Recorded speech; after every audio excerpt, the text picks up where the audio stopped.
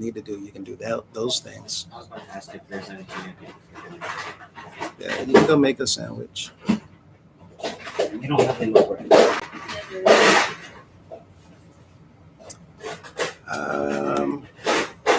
Yeah, there's no more bread.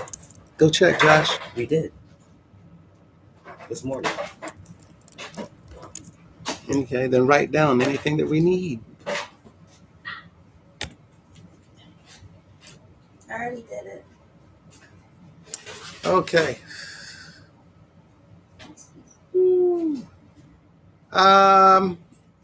So I hope, Larry, that answered your question the correct way.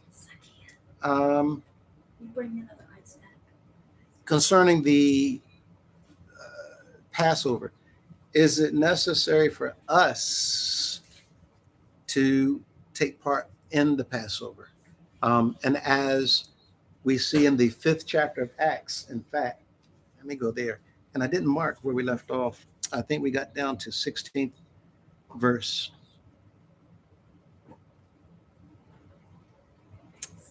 So yeah, let me pick up in 17 next week, because I want to go over thoroughly the customs of the engagement party so that they understand.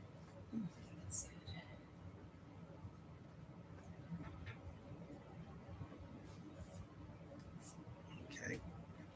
What verse did you finish on today? 16. We are back. Hello, everybody. Larry, I hope that we were able to answer that question to your understanding, everybody's understanding, actually. I was just touching on the fact that when it comes to how to keep the Passover today, the easiest way is to literally pull up a synagogue somewhere and ask them what are the instructions on carrying out a Passover meal. Grace to you. Good to see you on again. So I've been trying to get this other video up, and each time I get ready to do so, something else comes up. So bear with me. There's 2 more coming out. There's one that I will be putting out tonight. Lord willing. Yes, if it is our master's will and allows me to do so. On time this time. Yeah, we did try to get pretty close to 8 o'clock. And apparently we have several individuals joining in that have come so that they can kind of hang out with us and just either listen or help expound on something. But with that in mind, I wanted to make sure that everybody understood what we were just talking about pertaining to the Passover meal. It is something that is taken quite seriously by individuals all around the world. And there are several individuals that have studied this intricately, and picked it apart to where they believe, and others also, that they have an accurate understanding of what needs to be done, should be done, ought to be done to carry out a meaningful and effective Passover. And I'm sure that there are many who can answer that question with full detail and break it down to where it's easy. However, the Passover is not an easy task to carry out. To prepare the food, it is extremely complicated. There's a lot of precise. Oh my gosh, a whole lot of things. Because look, when those instructions were given to Moses had to be absolutely certain that he got this down right. The people who's going to be doing these things, there was not one thing that you cannot do. There's not one thing that you're going to get a pass on. There's not one thing that's going to be allowed that you don't carry out. Zero, exactly, John. 0% error. Zero. Look, all of the people, they saw them. Matter of fact, look, all of the people saw as they built the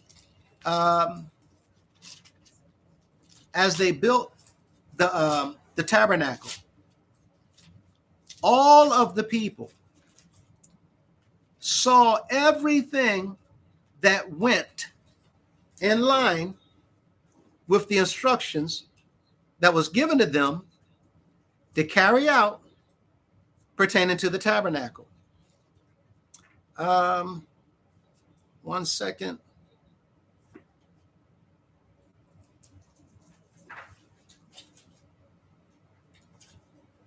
Okay. All the people saw as they carried out the instructions pertaining to the tabernacle. But look at the book of Leviticus. Leviticus. And in the second 10th chapter of Leviticus. In the 10th chapter of Leviticus,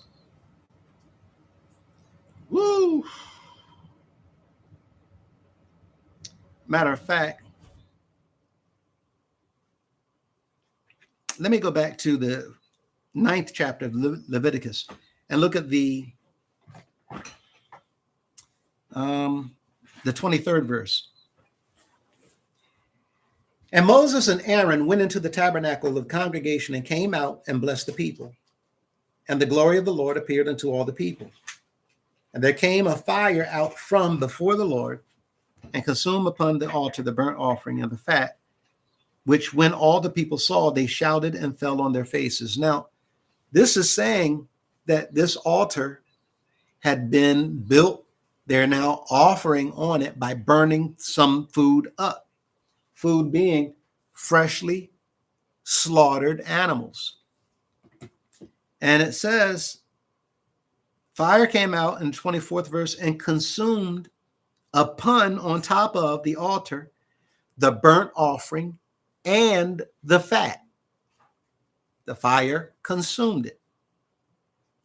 When the people saw, they screamed, they yelled.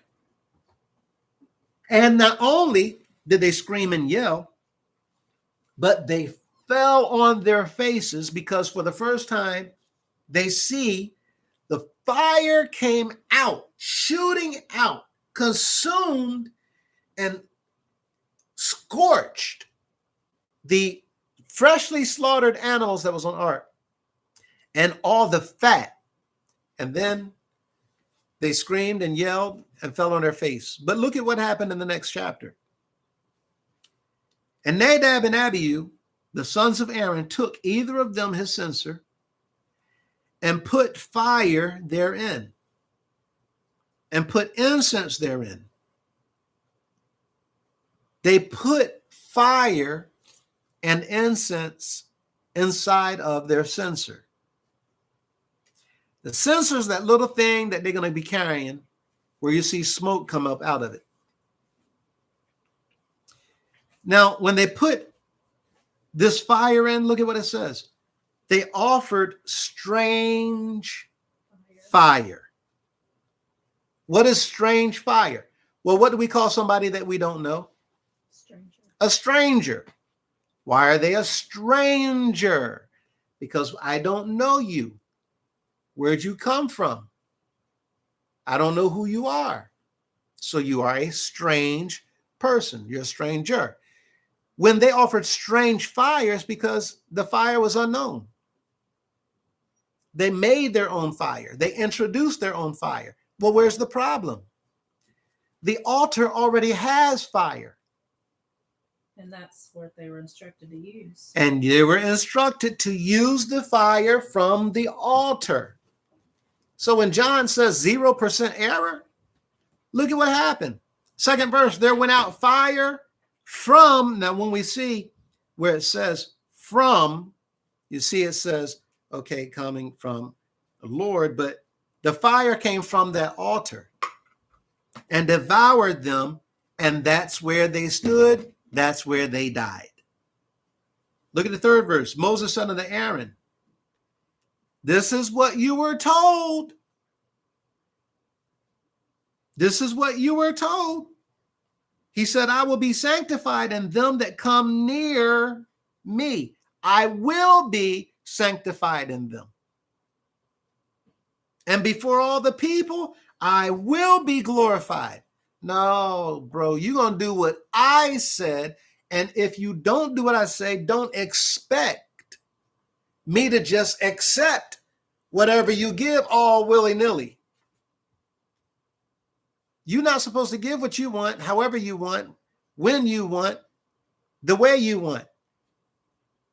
I tell you what I want, just like we go to the restaurant. How many of you put in your order? Your order says chicken, and you're going to eat some liver that they bring back.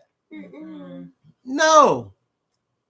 So in that manner, he's saying, give me what I asked for, what I want. And they didn't do that, killed them on the spot. So what do we see? 0% error. They were immediately punished. So he don't just take anything. And he even asked questions in scripture like, are y'all going to take this? Do y'all want people to give you whatever and expect you to take it? Right? So it's a lot. And when we're talking about, again, that Passover, you don't even want to start. Anybody that's seen that TV series, The Chosen, remember there's a portion in that series where Mary Magdalene is preparing to give her own. She's preparing to host for the first time her own Passover meal. Mm-hmm. And she's going around trying to find out, okay, this is how you do it. This is what needs to be done. Okay, what needs to be said here? What needs to be said there? Okay, how do I prepare this? That it's a lot. Mm-hmm. So, She even had her little notes. Yeah, she had notes that she's reading from and making sure she's going. And she was excited. Her first Passover that she's hosting, she was excited. But nervous. Very extremely nervous. So here we are. Welcome to everyone that has come on. For those of you who are not in the Bible study, we just finished. Excuse me, going over a few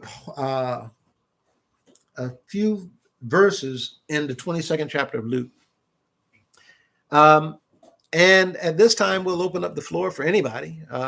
Anything that you'd like to say, anything you'd like to add, anything you'd like to share, anything you'd like to talk about, anything you'd like to discuss. I will say that the most popular conversations so far has been revolving around the maids issue. And when it comes to the economy, right now we're experiencing some pretty rough times. And there's individuals now who thought that, they're in a safety net, especially when you work for the government. They thought that, all is going to always be well. Unfortunately, there's things taking place where even they are taking a huge hit. So people are suffering right now, going through it. At this point in time, people could be and should be looking to do whatever you can to help others. But the question comes up amongst the members. Well, what's gonna happen, because what needs can be met or assistance can be sought in the organization pertaining to helping the people of the organization. This is not a handout, and the people who are in need, you're not in a position where you're looking for a handout. You're in the position to where you're in need. And quite often, a lot of people are in need. I would dare say that most people end up in positions where they're in need. So right now, one of the videos that's going to be coming out is talking about this particular subject. But let me ask you all. Here's the first question. Everybody is having hardship right now. Does the organization plan to do anything that you know of? I can say with 100% certainty that I do know the answer to this question. I can say with 100% certainty that I know the answer to this question. And unfortunately, just like anything else, when it comes to the United House of Prayer for All People, there is absolutely zero anything being done, being planned at all whatsoever to help anybody in need in the United House of Prayer for All People or anywhere else for that matter. This is not an insult. This is not adding anybody. I'm not throwing shade, but this is the simple truth of the matter that I don't know of any time at all whatsoever in all of my 45 plus years being a member of the organization where anyone at any time has done anything for everyone in need. I do know that this organization takes a lot of effort in presenting the idea to the members. Do not call on leadership for help. Don't do it. You cannot expect help. You're not to look for help. Don't go to the pastors asking the pastors for help. Don't ask them to take up a collection. Don't ask them to assist you with these very, very necessary and most difficult times for assistance. Tell them what happened in our house, our former house where we were attending, when we had someone had started like a benevolence fund. Oh, What's that? To woo. help people with like if their power bill or water bill was getting, like if something was going to get cut off, Right. and they needed some help. Okay. Yeah. The house that we were in, somebody came up with the idea to begin a fund. And see, this is already bad because It should already be. the done. pastors should not have to ask the members, do y'all have any ideas what we can do to help people? This organization, as big as this organization is, and all the money that they have, we should already have a list of programs available and open to not just members, anybody, which is an issue that I have because whenever the leaders have told the members to do anything to help anybody, they always tell them, make sure they're a member. But they will take from anybody. You don't have to be a member to contribute. They will take from non-members as well as they take from members. Again, so I'm saying that we're not throwing shade, but in the house that we were in, the idea was given for the members to, on a weekly basis, contribute, towards the benevolence fund, so that whenever anybody is in need, especially this came up because we had another member that had passed, that the family did not have insurance. They didn't have insurance. And sometimes the family members don't know that the person didn't have insurance. But to ask, if we would collect contributions, we started doing it. If I'm not mistaken, we'd collected on one Sunday, I think it was $13. The preceding Sundays following, we would make the call, and I think, one Sunday would be $7. Another Sunday, you might get another $5, another $11. But it bothered me because when it comes to the other offerings, love gift for whoever's sitting in the seat, we're talking about hundreds and thousands. When it comes to the offering or a program referred to as G class, we're talking about thousands being collected. I thought to myself that this benevolence fund is not going to do a whole lot because people are not really in the habit of, nor do they want to, because they have not been taught to help other people. And especially if they're not going to get credit for it. Right. If your name is not being called out, you're not going to have a lot of participation in many of these programs. A lot of people will give if you tell them we're going to give you recognition, or they'll get their name, called out in the microphone, or we'll put up a poster with your picture on it or your name on it, and for all the people to see when they come in. This is absolutely, it's a shame. So it didn't go anywhere, and I think after maybe 6-7 weeks, if I'm not mistaken. No, it went a few months. Did it? Yeah. I know that there's several weeks that they didn't call for it, and then they call for it again. Yeah. But consistently, it might have been 6 or 7 weeks before they started skipping Sundays. Mm-hmm. And it might have lasted maybe 3 or 4 months before it didn't hear about it anymore. And then they were told to shut it down. Oh, who told them? The chairman. Wow. The chairman got told them wind of that. it and the pastor got up and announced that he was told that we have to shut it down. We didn't have any kind of permission, or that was nothing that we were supposed to be doing. So as you're hearing, when members get together on them of their own accord, and they try to set something up so that they can help the people in need. We've had individuals come in and ask outright, and they were told, no, we don't do that. That's not something that we're accustomed to. You can go to the church across the track, the railroad tracks. I mean, That's embarrassing. it's bad. It's so bad. Again, for us to boast about, well, we own our buses, we own our apartments, we own the house. That's all sounding good, but it really looks more and more like the people who's bragging about what the House of Prayer owns are the very people that's being used to sell this idea to the people outside that the House of Prayer's got it going on. And the fact of the matter is, again, it's not the House of Prayer that's a problem.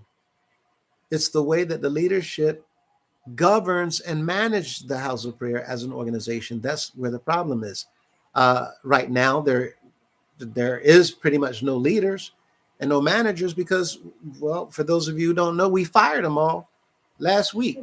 The bishop, the council, all of the pastors, all of the ministers have now been terminated and have been dismissed from all of their positions in the organization. And they're supposed to be trying to figure it out. But of course, they are not honoring what we said. And I had expected that they're going to ignore it. But they're continuing to go forward. All of these things are going to be handled in another, from another source. Somebody else outside the organization will be making the decisions as what's going to happen going forward. Once we are done presenting this information, they have to take it, look at it. They're going to make a few phone calls. They're going to be looking into a few things before they have their meeting and determine which way they're going to go. So we're now at a point where we're just waiting as far as the organization. So, yes. Larry wanted to make it short, make certain that we made it known that those things took place at our congregation. I have been a part of other congregations where I've seen similar events take place. I have gone to, I've been in several congregations in the organization where I was an active member, from Salisbury, Maryland to Charlotte Mission to 6 and Elm Street, attended there to see a lot of things, but I was not a part of that congregation specifically. I've attended a lot of times 6 and Elm Street in DC to see a whole lot of things that was way out of order. Charlotte Mission in DC, Salisbury, Maryland, Germantown, Pennsylvania, North Philly, Pennsylvania, Camden, New Jersey, Hampton, Virginia. I've seen a lot in Newport News, Virginia. Dallas, Texas, I've seen some things there. Los Angeles. I mean, I can go on and on and on. But I said that to say this. Even though I'm speaking to something that I witnessed in one house of prayer, I've seen many houses of prayers that were way out of order according to our own rules, regulations, and procedures. things that's being done by chairmen, district chairmen, and pastors. I've been in many meetings with the pastors and the chairmen alone where I'm telling them this is wrong. You can't do this. You can't do that. And people tell them, you don't want to go against you. I don't care about going against anybody. I care about right being done and wrong prevailing over right. So my reputation began to expand way back when and go out, and people began at that time calling me, a troublemaker or whatever. I did not care. I did not care. Whether it's the chairman, state chair, I don't care. Right is right, wrong is wrong. And you're the one who's supposed to be standing up for what's right. But instead, far too often, too many times, they stood up to protect wrong, cover up wrong, and hold people up who are doing wrong instead of holding them accountable for wrong. So none of this stuff is new. Are they going to do anything about the current situation with our economy? Absolutely not. They don't. Anybody in the house of prayer, all you have to do is think, look back, and think to yourself, when have you ever seen anything done within the last 100 years for the people around the organization whenever there's been a calamity, a natural disaster, an economic situation, even during the Depression? I don't know of a nationwide, organization-wide program that was done for the people during the Depression. Nothing has ever been done by this organization that is known to take and take and take from the people. So everybody's having hardship right now. And that was the answer to your question.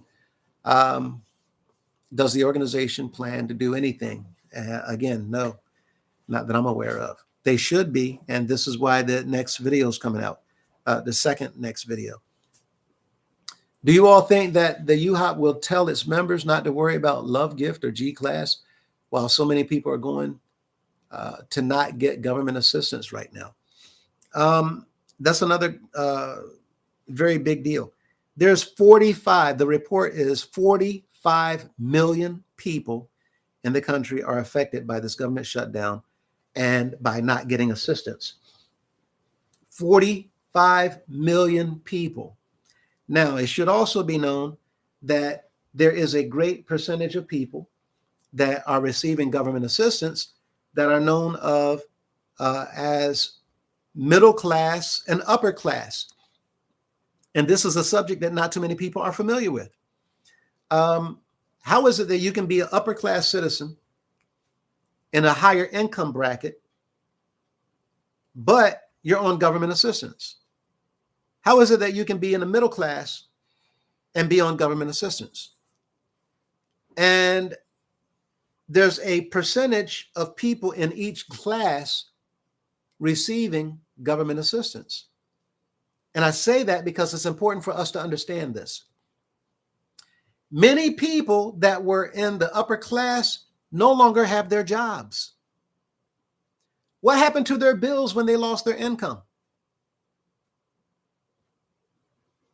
They still have their bills, but they don't have that income. I remember seeing videos of very predominant or very prominent figures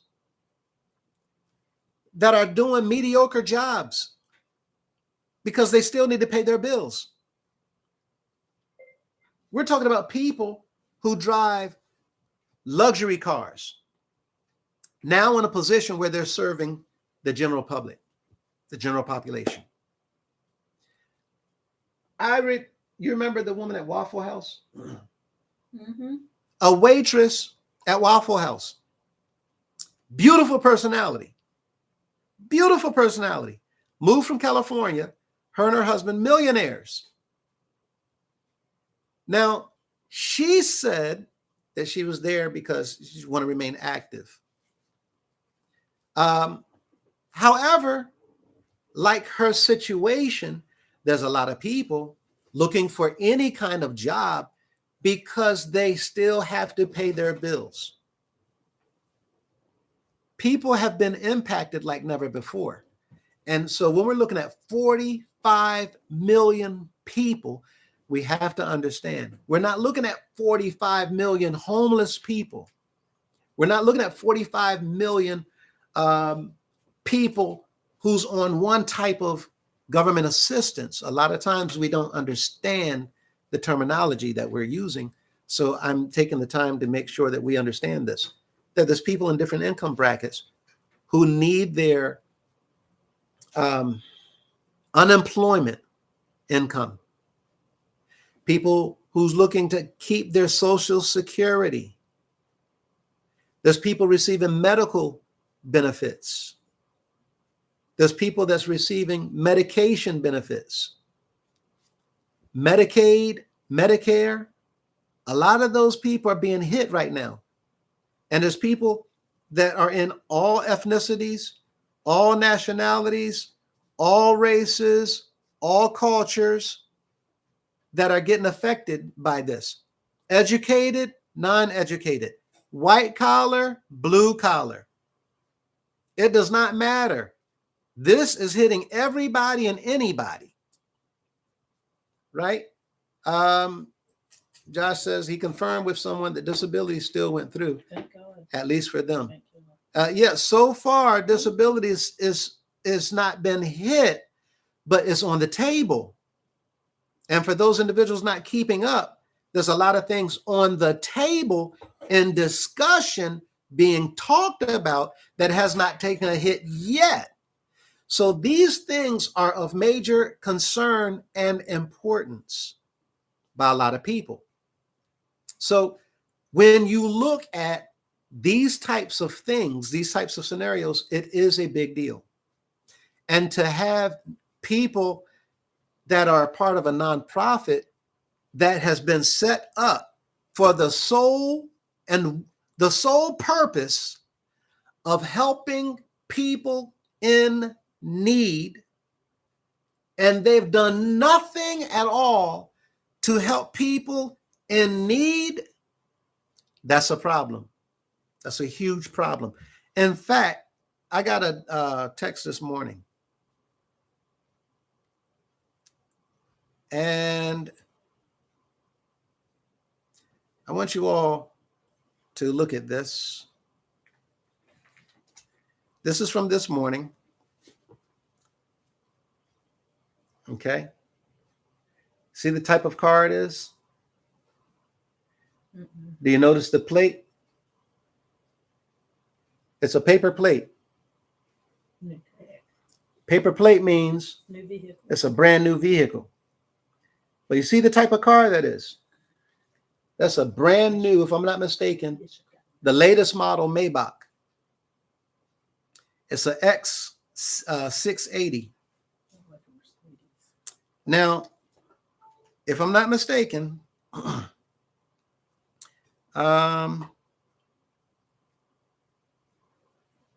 this is the brand new 680 AMG Maybach.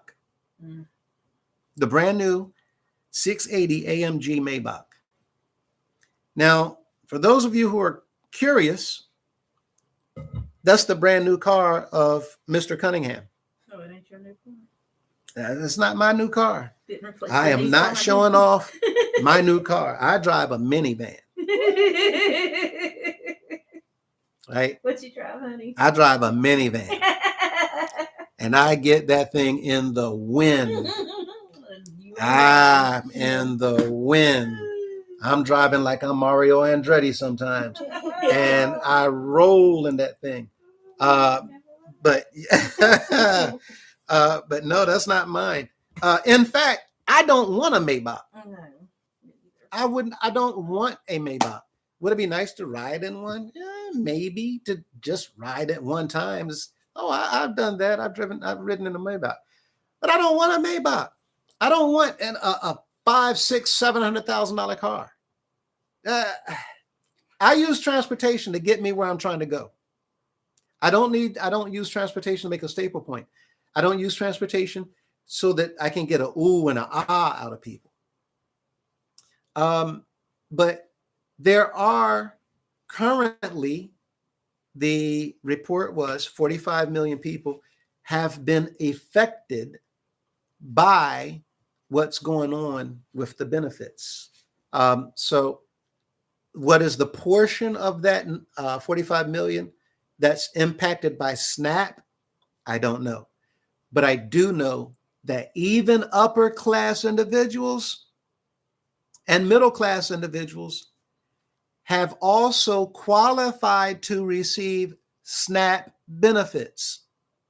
There are upper class individuals and middle class individuals that qualify to receive the EBT cards. Now, why am I saying that? Because a lot of people have a problem with people seeing them use their benefits. And the whole program was set up for people who are doing what they need to do, who happen to end up in a situation that did not happen because of something that they did that puts you in a position where you no longer have your income coming in. The program was set up for that type of person. And then we went through this whole ordeal with the pandemic where companies were dropping people left and right.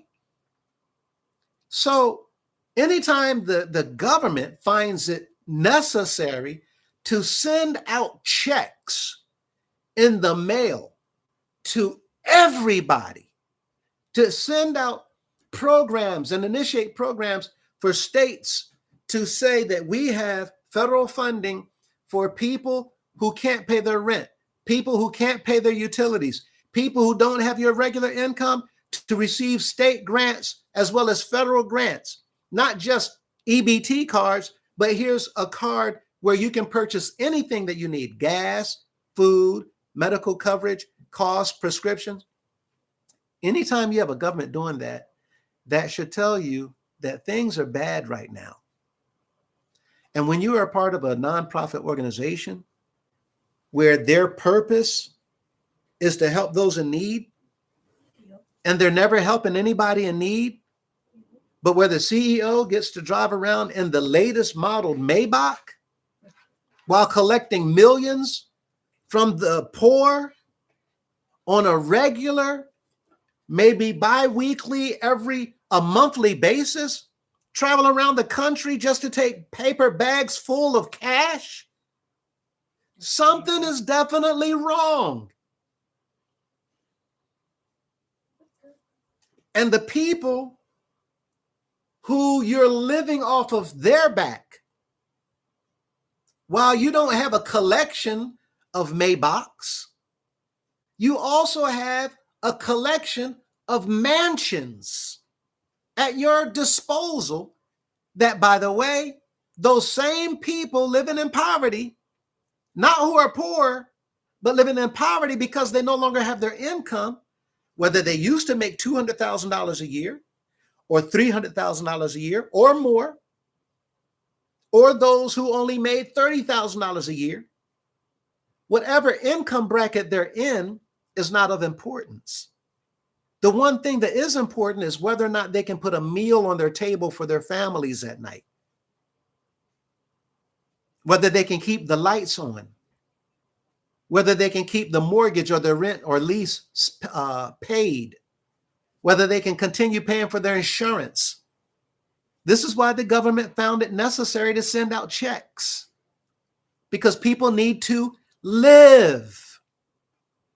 How are you going to continue being a government if you have nobody left to govern? In order to govern, you have to have people to govern. And how's the government going to have anything to help the people if there's nobody to give the taxes that you're using to set up government programs to help those of us that's in need, who are no longer in a position to pay even taxes? Well, now we get to see, so the institutions that's been taken and taken and taken from people and doing nothing for the people, those are the ones robbing the people. Is it the government? No. The government has been sending out money. The government sending out checks. We called it a stimulus program. Why would they send out cash? Because they were trying to stimulate the economy. And it worked. People went back to work. People who, after the pandemic, was working at home, they went back to offices. It shows that the government was using tax dollars that people were contributing in order to set up programs, in order to feed those who are needy right now, those who are hungry right now, those who are without clothes right now, those who can't pay their bills right now. It's not a live until I die type situation. It's to live for now until I can get out of this hole. So anybody who's on the program don't need to have your head down. You hold your head up and your chest should be stuck out, because you are the reason that the program exists. It's your money that went into the program, along with all those other people. And for those of you who don't understand how this works, you can go online and look at the percentages of the owners of corporations. The owners of corporations. See how much money they give in taxes. It will blow your mind. You find more multimillionaires and billionaires that don't pay tax. They come up with ways to not pay taxes. This is not a belief. This is not a philosophy. These are facts. So who is the one that the bulk of the taxes are coming out of their pocket? The ones in the lower income bracket. This is not being used to turn anybody against anyone. But the ones who need the program are the ones who've been paying for the program. The millionaires, the billionaires, they're not in need of food. You have individuals that was in $1 million income, but they wasn't spending their money for food. They were spending their money for boats. They were spending their money on luxury trips. They were spending their money on islands and all these other big ticket items to enjoy life, to live. And all of a sudden they got hit with news that the company's downsizing because of one reason or another, and now they don't have their income. Y'all, guess what? There's millionaires now with a EBT card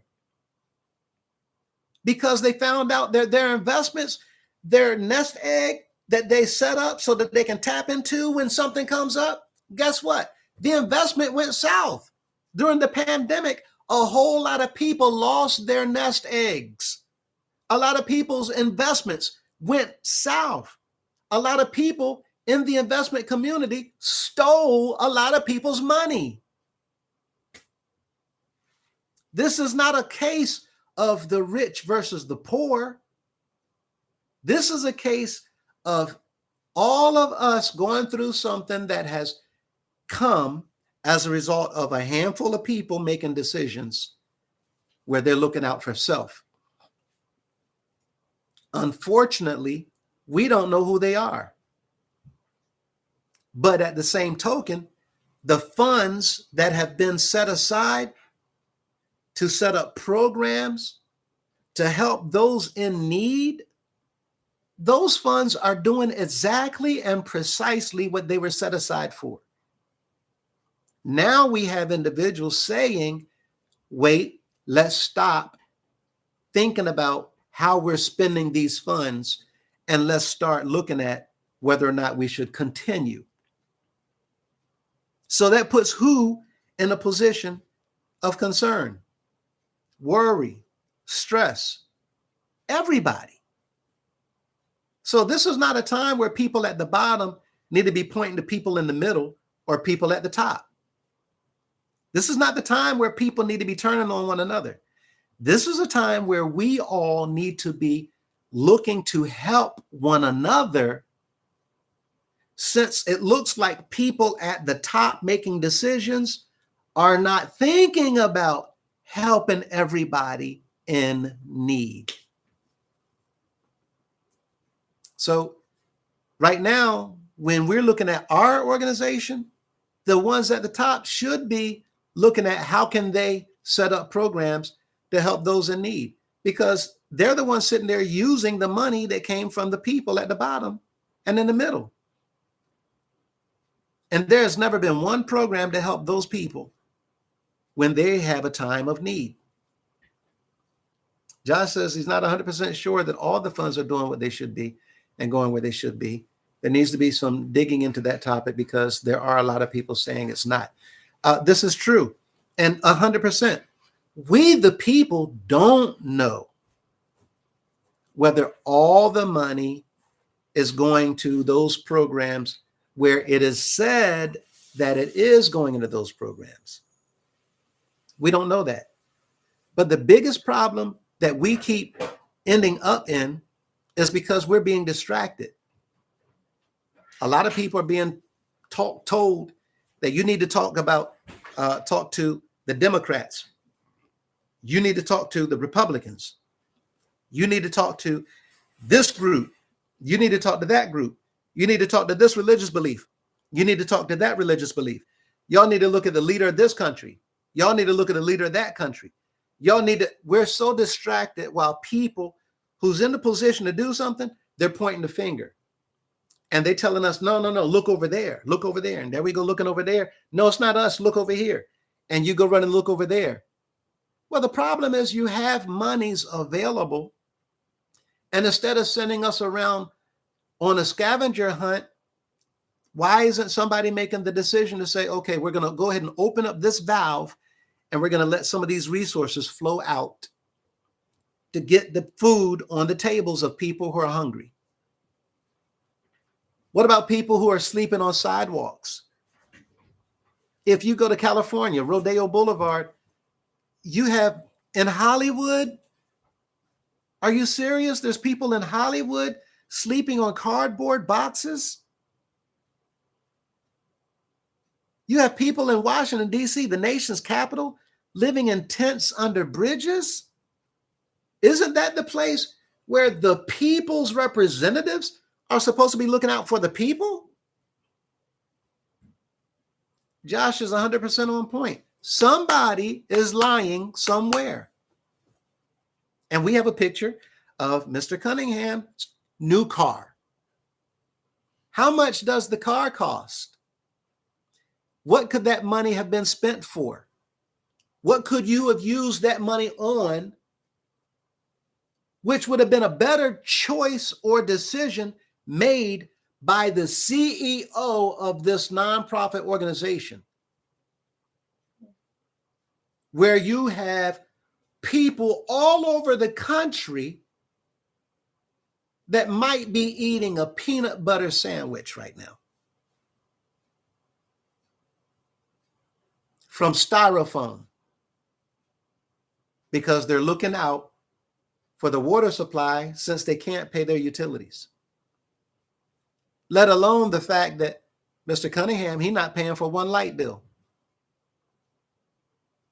Mrs. Madison, the money she get, all the stuff that they got came from these people that they're taking advantage of. And it's not just the House of Prayer. This is going on in other institutions all around the world. All around the world. They're not paying, they're taking. And they're living off of the money from the people. And they're tapping their money, their resource that they're living off of and pulling from, constantly pulling from, is the money that's been set aside to help the people. They're tapping into that resource and taking. They're taking out of that money.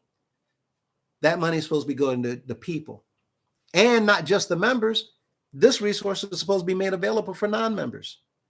You look at you have neighborhood places of religion. I call them what people call them, they'll call them church. You have other religious institutions. They may have a congregation of 800 people, 1,500 people, but they have signs up telling the people in the community, come here on Saturday. We will be giving away boxes of food. Come on Sunday, we will be giving out $100 gas cards. Come on Monday, we will be giving out clothing. Come on Tuesday, We'll be giving shoes away for anybody that needs shoes. Come on Wednesday, we'll have people here for those of you who need assistance with your utilities. Now, how are they able to do that? But we in this organization, they have one building and they're paying a mortgage for it. They don't own it. But they're able to help all these people in the communities. They're not telling them, well, can you show us where you're a member? Can you show, when was the last time you attended if you are a member? I'm sorry, brother pastor, can you come and verify that this member has attended within the last 2 months? It's in good standing. Can you verify that they're in good standing? I'm sorry, and you said that this is your child. What is their name? Can you bring the log, make sure that we have their name on record? They're not doing this. Anybody in need. We have 137 locations scattered around the country, 100% paid for. How many of those doors are opened up to the homeless? 0. Nada.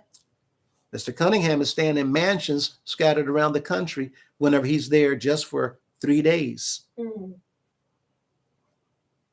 20,000 square feet, some 15,000 square feet, some 24,000 square feet. How many politicians are we looking at living that same type of life? How many other CEOs over nonprofits are we looking at living that same kind of life? How much concern is being given towards those in need? That Maybach with that paper tag on it. How many homeless people did he drive by? Better yet, how many members of the House of Prayer did he drive by who's on the sidewalk waiting in the cold for a city bus to come and pick them up and take them home? How many of the members of the House of Prayer sitting out there walking to the subway in the cold or the rain with umbrellas or those plastic shopping bags so their hair can't get wet if they don't have an umbrella? While the person who coming and taking out brown paper bags full of money every time they come, taking the dollars and dollars and dollars, talking about thank you for your love.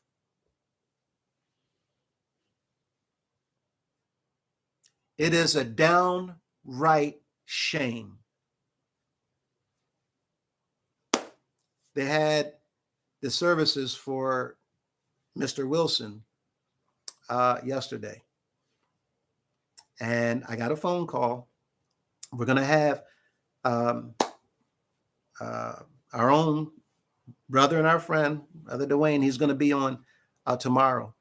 He called me. He can't wait. He's itching to talk about what happened at that service. He's itching. He's angry. He's livid. Family members are angry. They are upset, angry at what happened at that service and how Mr. Cunningham and how other people, I don't even want to talk about it right now. My point is, when you are so concerned with how people are holding you up and exalting you and giving you praises, think about this. This is the same individual who is giving his suits to this young man, Mr. Murray. I'm not going to call him no title. He is nothing whatsoever by no title, apostle. Just like all those other men, they are not apostles. They are not pastors of any flock whatsoever. They're there to take from people in need, to enrich themselves and enrich a person over them, while they do everything they can to make an impression to that one so that he can give them another cookie or another bone to make them feel good about themselves, sitting in a seat over 20, 30 people out in the congregation. People, this is not right. Period. While we have women all around the country screaming at people because they've been abused by these men, we're going to be talking about that. while they parade in front of you, and he is allowing this man to bring his suits to hold auctions in what they call a service to the Most High God. You're allowing the people during a service to auction off one of your suits. Whoever can give the most money for it, they can have it.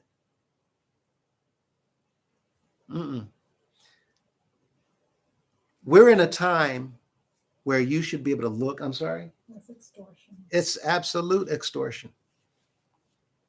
It's exploiting. It's extortion.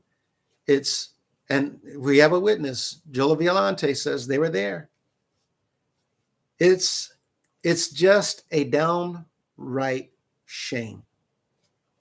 And I'm going to go ahead and tell you all, the next video that's coming out, it is to address everybody in the organization that is in support of what's going on. The next video, I'm not adding anyone, but the next video is dedicated to the people who still doing, who don't realize your personal reasons for doing what you're doing. That's your reason. But to everybody outside of your mind, it looks like you are in support of everything that these people are doing. The way that they're looking at you is as if you are supporting them.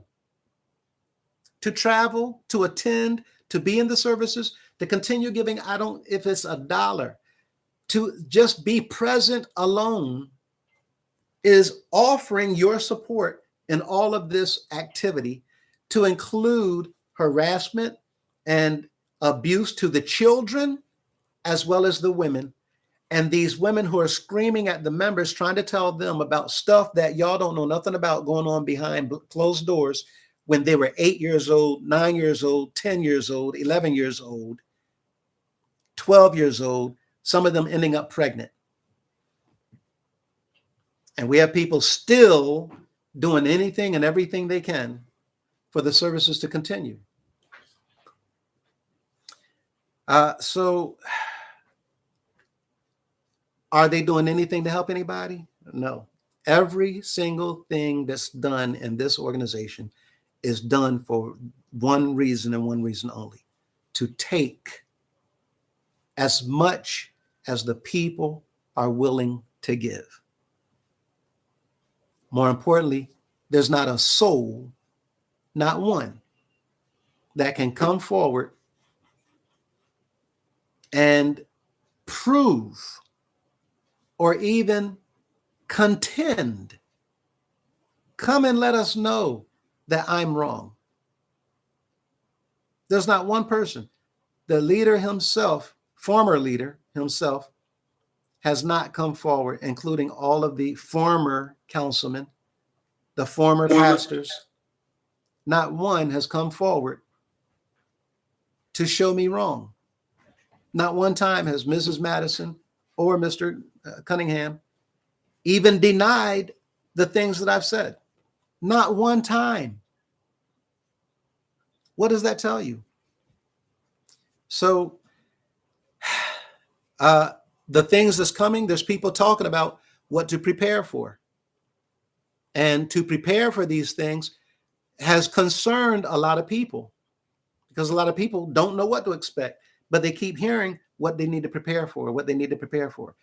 Even without preparing for different things, right now people know, well, I don't have any food right now. Right now I'm behind on my utilities. I'm behind on my rent. So it is a big deal, a huge deal. So to answer your question, Josh, no, I don't think that they're going to tell the members to not worry about Love Gift or G Class. Right now, he's still expecting it, Love Gift and G Class. Next weekend, they're going to be there. He's expecting everybody to come to DC for the announcements.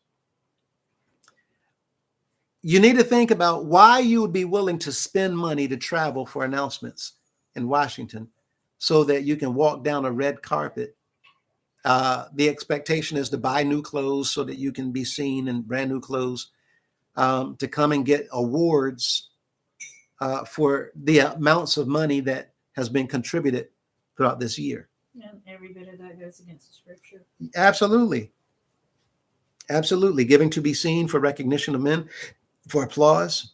And incidentally, I talked to somebody yesterday who confirmed for me that there's money by their name that's been reported in the house of prayer. They know that they didn't give it. They know that that money is there, but they did not give it. They know that they did not even want to give. So they gave a little teeny tiny amount.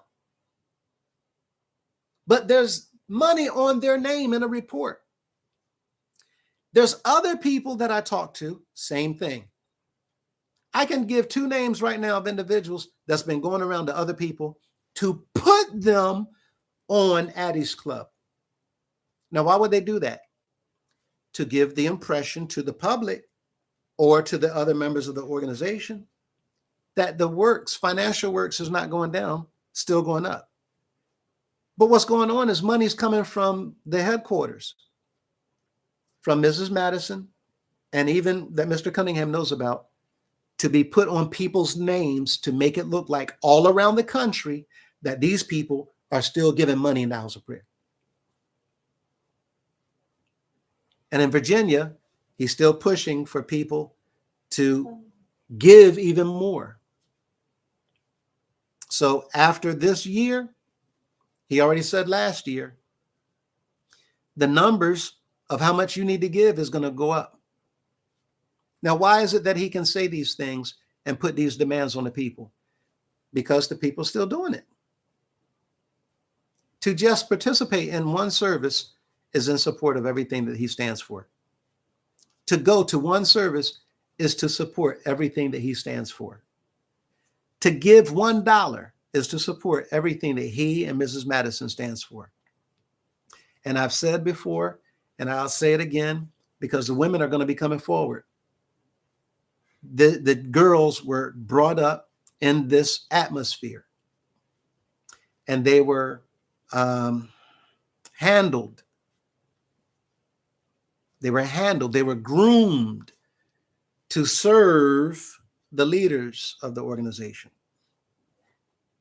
And some of them are going to tell you all about them being born, how they were born, how they were brought up, and who put them in these situations and positions to where they themselves could be used and abused. Some of them are going to tell you about children that they had and who they had these children by, and the fact that they were not in a willing and consensual relationship. So me talking about this is not because I'm disgruntled. It's because I am completely ashamed and embarrassed of the fact that I was a part of an organization where the leaders are doing all these things to people that we don't know nothing about. And I'm putting them in a position in the eyes of the people to make it look like that they're representing all of heaven. So you all need to make sure that if nothing else, those who are watching these videos, is hands off. Wait for everything to get cleaned up. Wait for everything to be fixed up. Well, I just want to do what you want to do at home. Do what you want to do away from there. Because while you are doing those things there, you are a part of a collective body that it looks like to everybody else, you are in support of everything they're doing wrong. And this is what that next video upcoming is going to be about. Sad, but not surprising.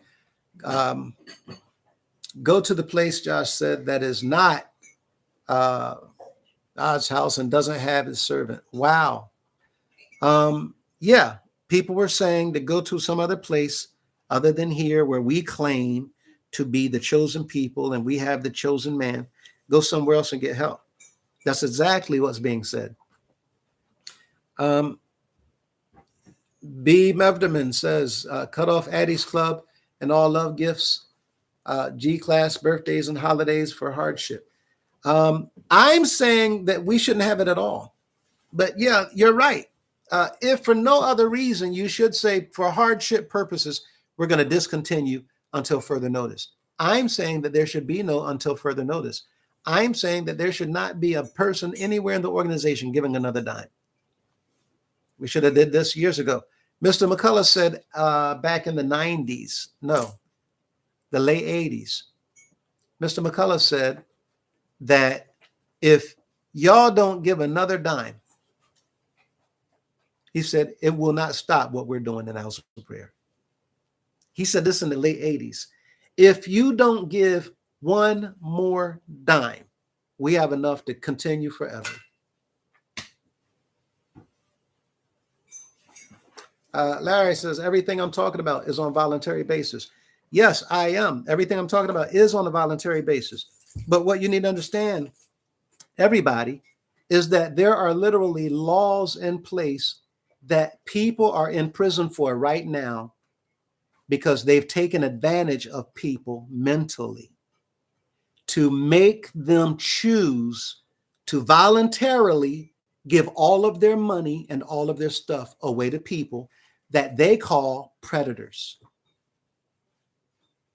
There are criminals right now in jail and in prison for nothing more than putting people in a position to deceive them into giving them their stuff voluntarily. This is why it is illegal for a doctor to accept gifts. I wonder if y'all heard what I just said. Yeah. Am I wrong? Nope. Not just the doctors, the staff in general. Yeah, I'm going there. Yeah, and she just said, not just the doctors, but the staff in general. The medical profession, it is illegal for a doctor to accept gifts. Their staff cannot accept gifts. Do y'all know why that is? Because they know. I should say there's a limitation. It's small. You can give a little something, but you can't. There's a value amount they can't give past. That must be changed. But I do know all in the past, even right now, let me just use what she just said, that there's a small amount.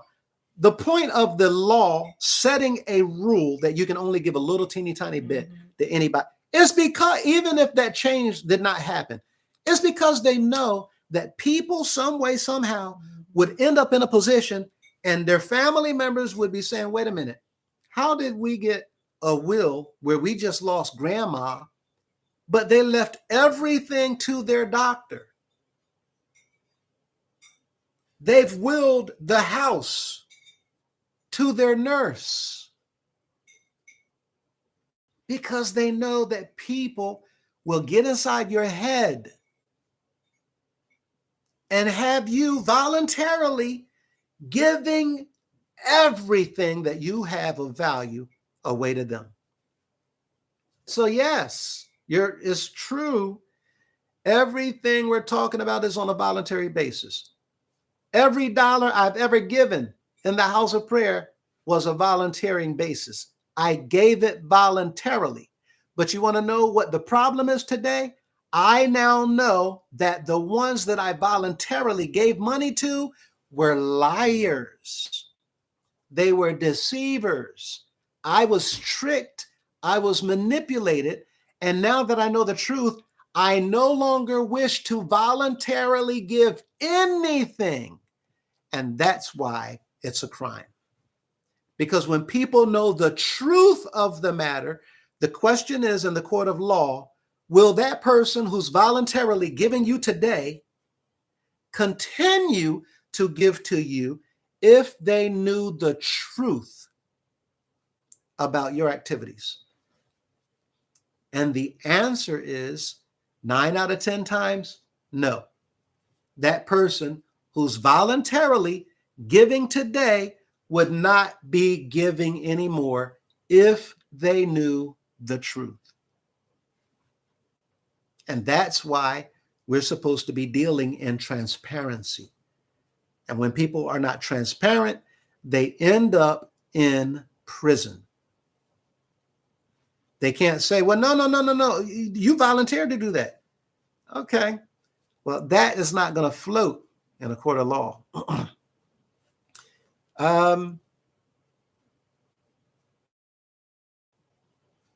Oh, that's why also people go to jail when it comes to minors. You can say all day long, well, no, that minor consented. They can't consent. They can't. Why is it that a minor by law cannot consent?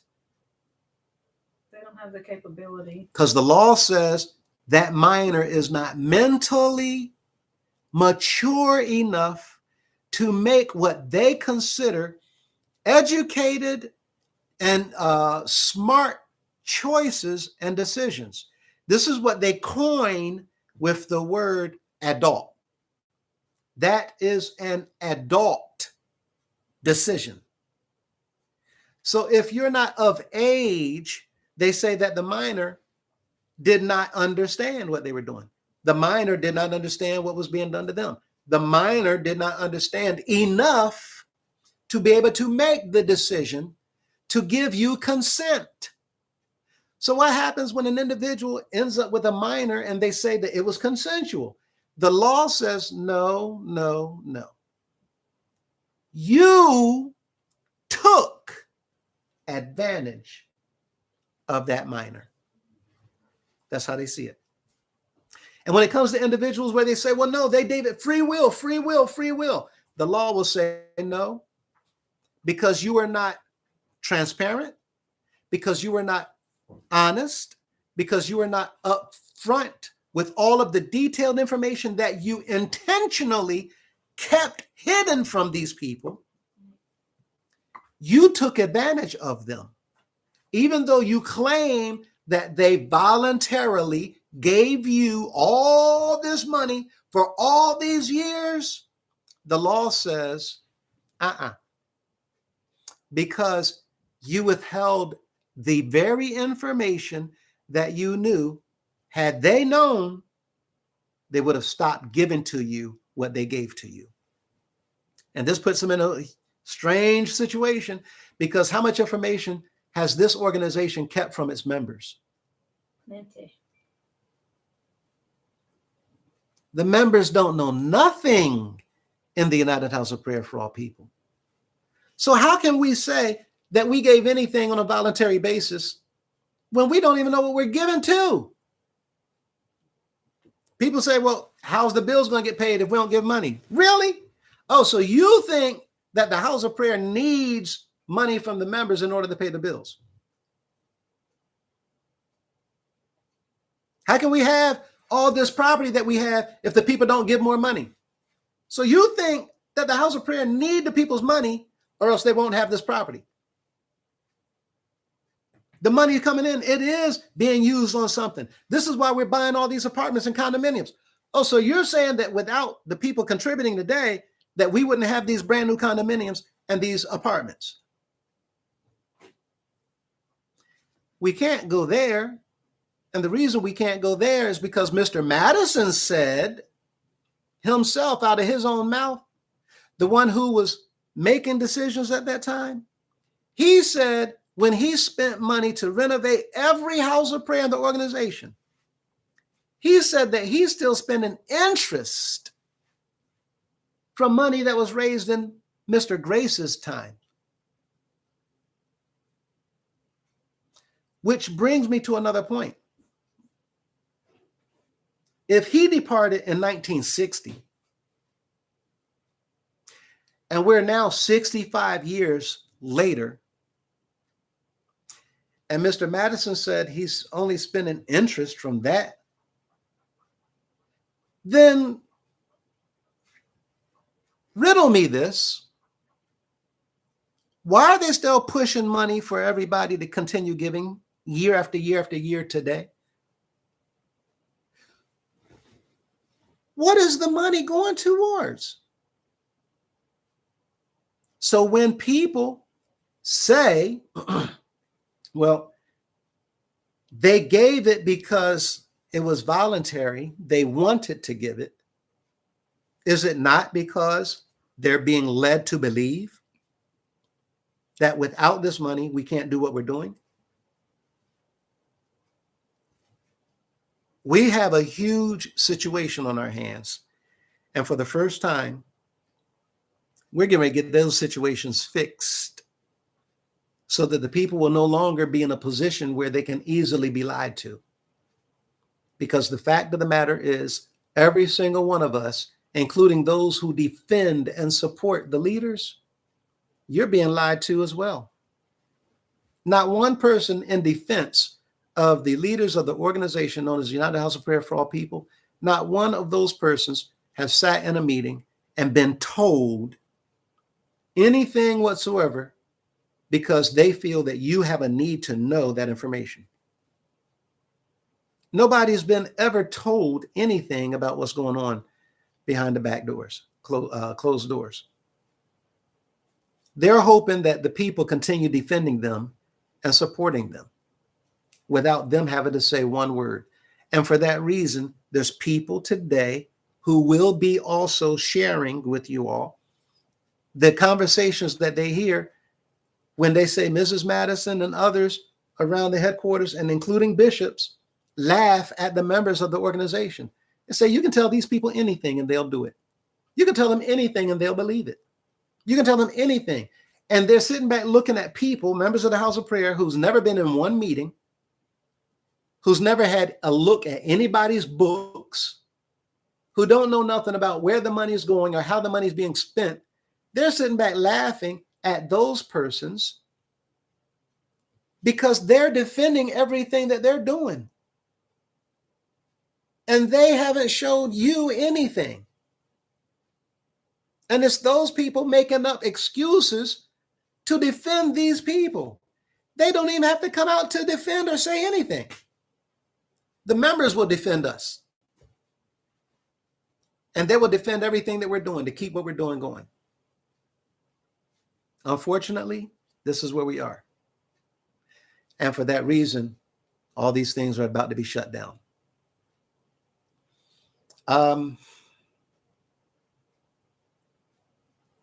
Absolutely. Joshua says 45 million is so wild. Yeah, 45 million people who are affected by the current situation in our government. He said, I confirmed with someone that disability. Okay, we read that. The House of Prayer is going to keep doing what they have always done. Do nothing for the people and continue to ask for G-Class, love gift, and all other offerings. Malachi Davis, thank you. Yeah, that is the common census. That is the common feel for most of the members. But let me tell you that that's absolutely not going to happen. The House of Prayer isn't doing this stuff to people. It's the leaders that's been in the House of Prayer who have now just been fired.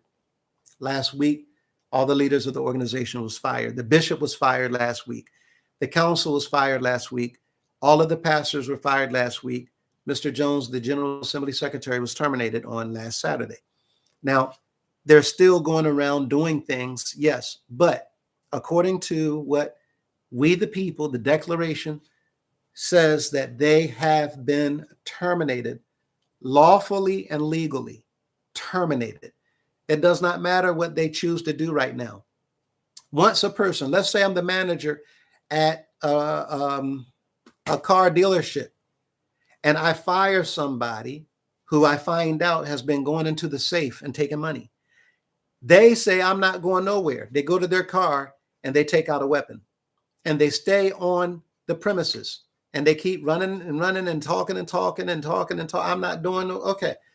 Does the manager of that car company need to physically handle that person and put them off the premises? The authorities will. Not at all.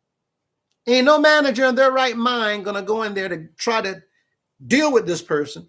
And no, boo-boo. You have people who get paid by the people's taxes. And they tell you, take out your phone and push 3 digits.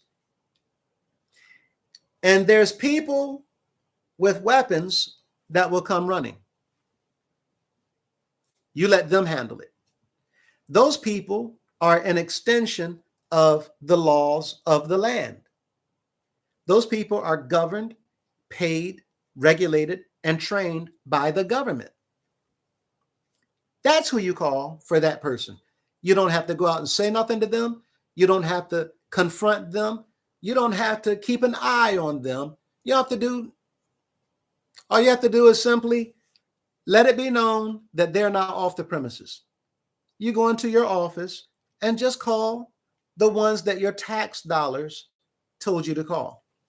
And they will handle Mr. Busybody, Mr. Pretender, Mr. Whoever.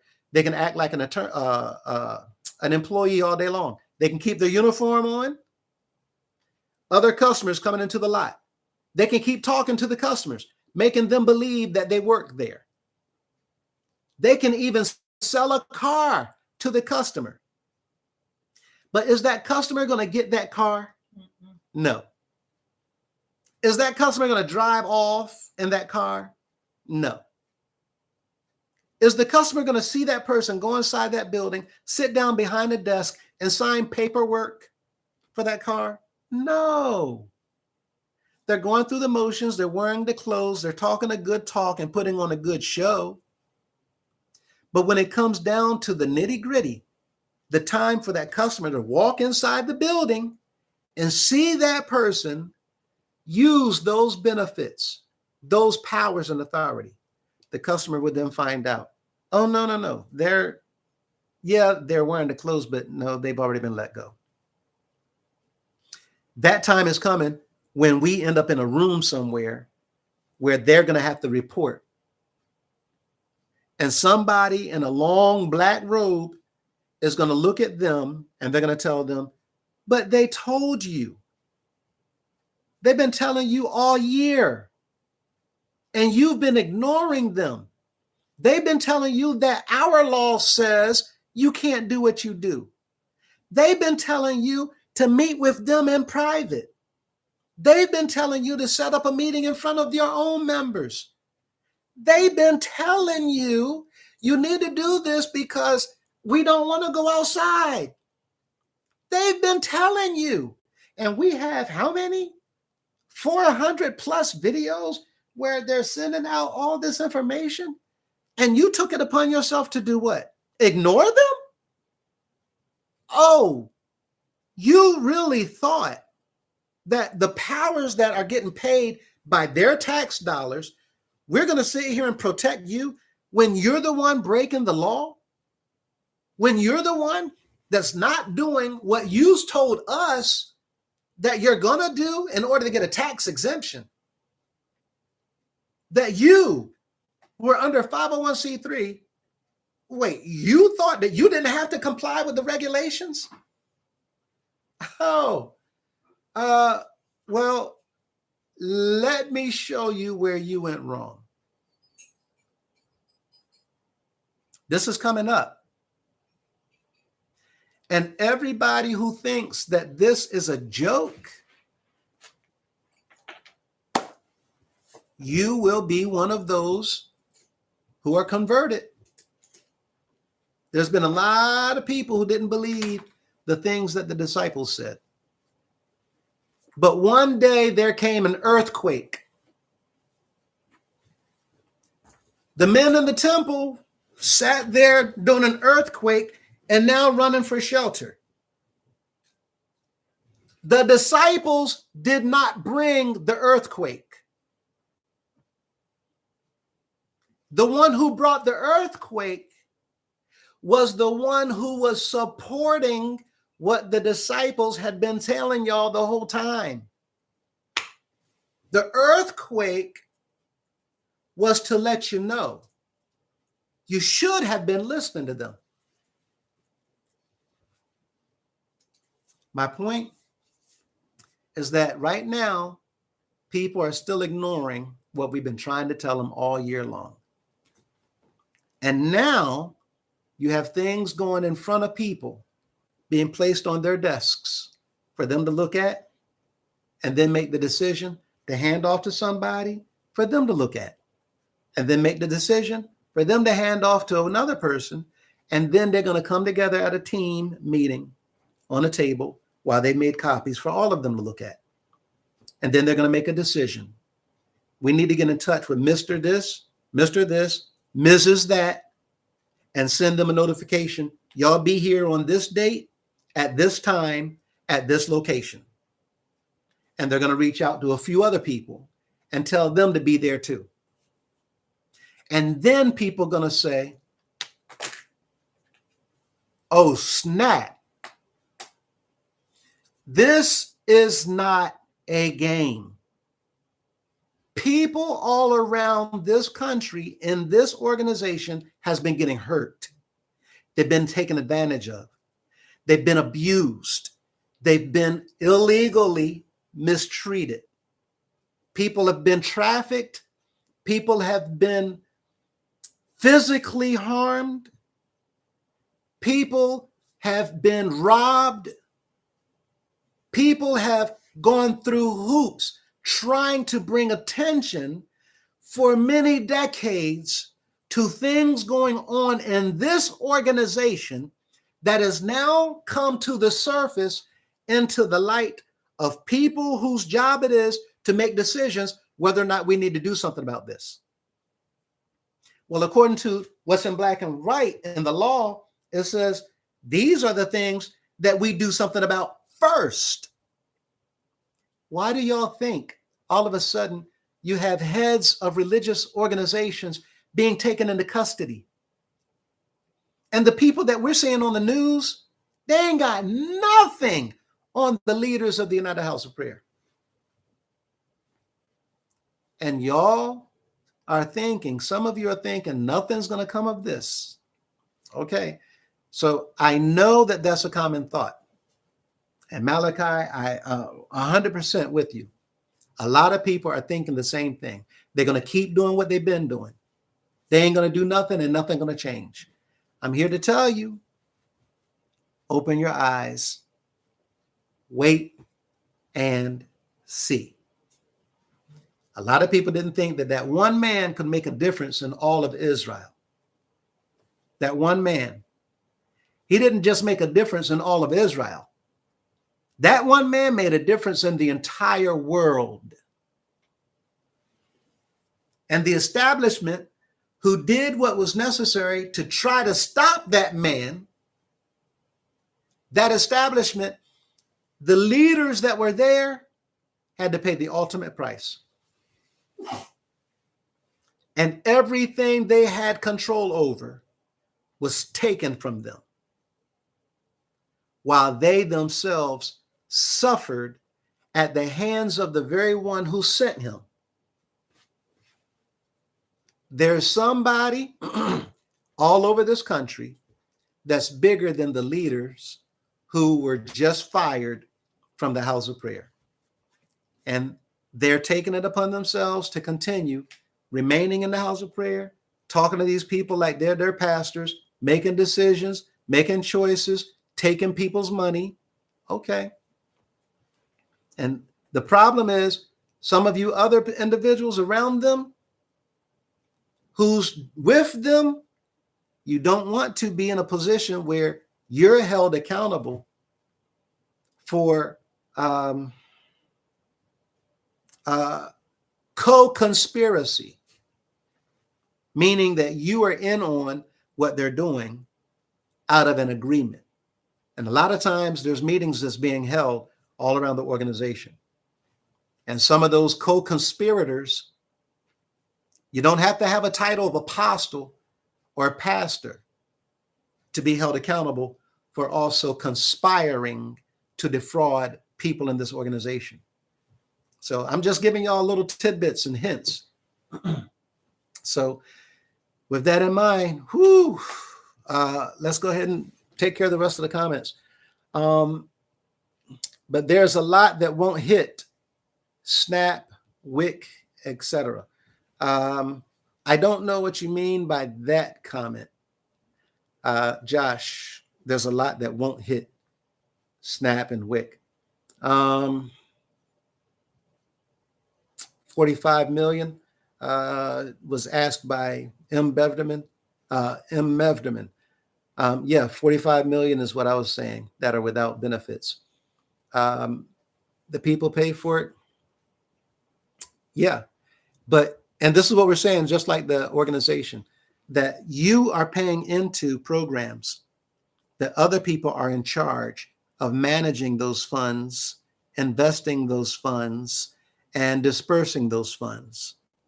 Other people are in charge to do something within the levels of government, whether it's federal funds, whether it's state funds, or whether it's local funds, city, county, and township, right? So there's federal police, there's state police, there's city police, but there's also county police, and there's township police.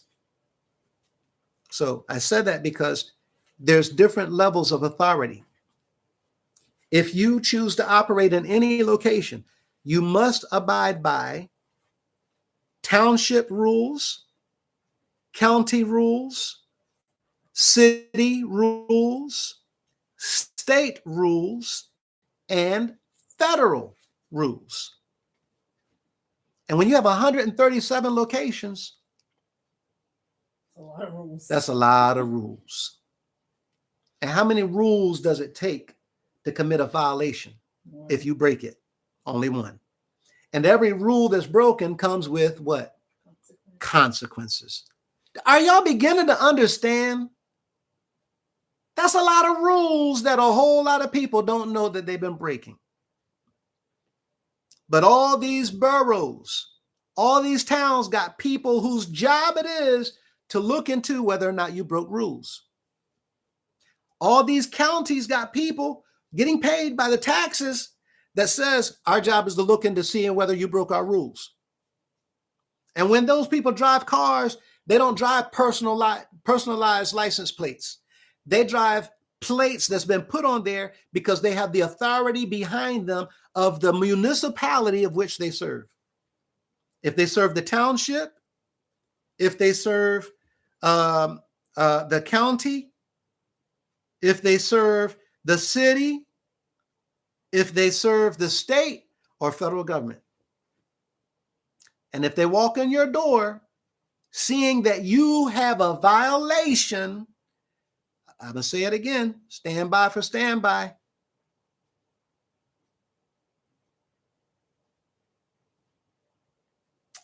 Just responding real quick.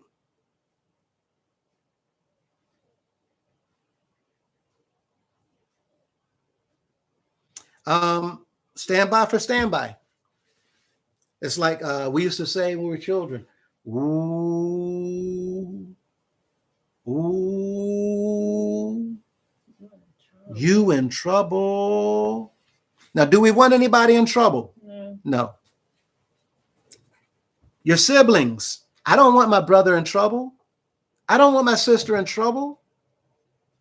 But if you keep breaking the rules and getting yourself into trouble, is mom and dad going to come here and listen to me saying, no, don't spank them? You're going to get in with them. I might get it with them. Mom and dad made the rules. I'm not trying to get you in trouble. I might tell on you. But the one who telling on you, he's not getting you into trouble that day. You got yourself into that trouble. But the one telling on you is telling so that you can get the consequence maybe of your actions. Why? So hopefully you won't keep getting into more trouble. Worse trouble. If I tell on you today and you get into trouble by mom and dad, then maybe you'll stop breaking laws or rules, and I don't have to worry about you as your sister or your brother getting yourself into a situation that now you end up in prison. That's what telling does, that show the love that you have for one another. I can tell you, people call them snitches. Listen, the devil is going to have a nickname for anything that is labeled by our Heavenly Father. He told people to tell. He told people to tell. He told people, it's in the word, where if somebody come to you in secret to tell you to go against something I say, he said your hand's supposed to be the first one on them to take their life. You kill them, is what he said.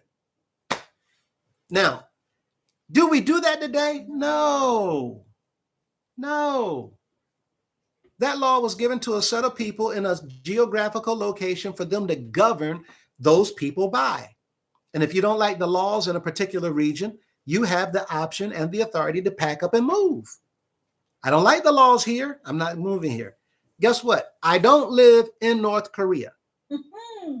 Believe it or not. Why? I don't like the rules of North Korea. I don't like what I see in North Korea.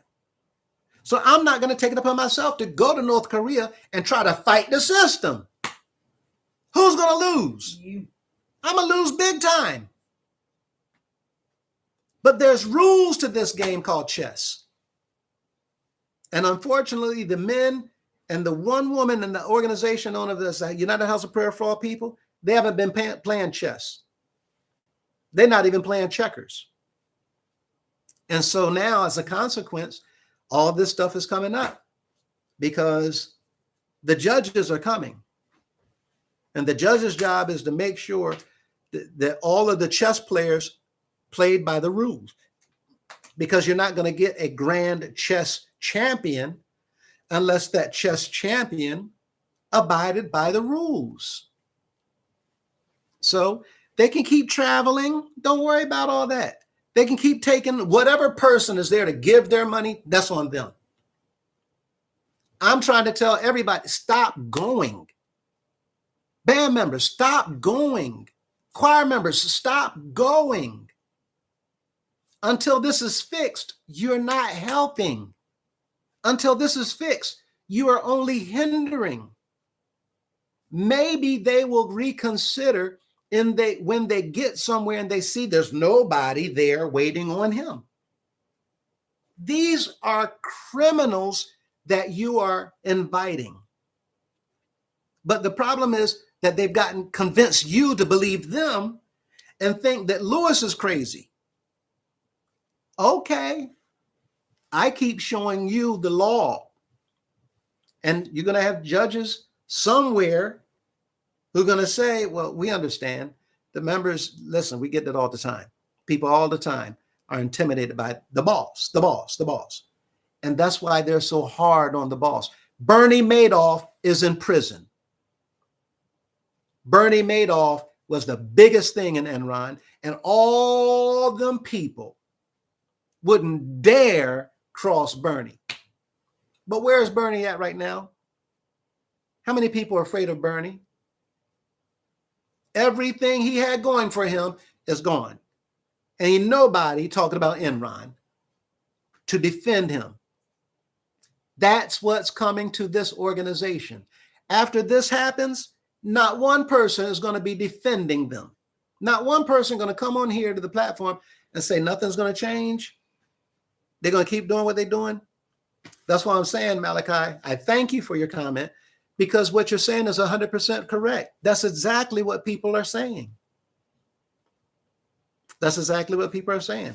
So I appreciate you making that comment. And I'm not saying, I don't believe that Malachi is saying this is his feelings. This is where some people come on and they'll say something because they're throwing it out there for people to jump on it. This is what they're going to say.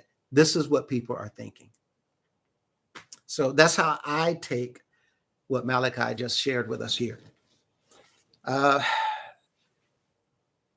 There's a lot that won't hit snap. Josh, you think 45? Brother Lewis said it was 45 million without benefits. Wow, will the people pay for it? And again, don't take that number and run with it. I just heard a news report. That's all. That news report could have been inaccurate.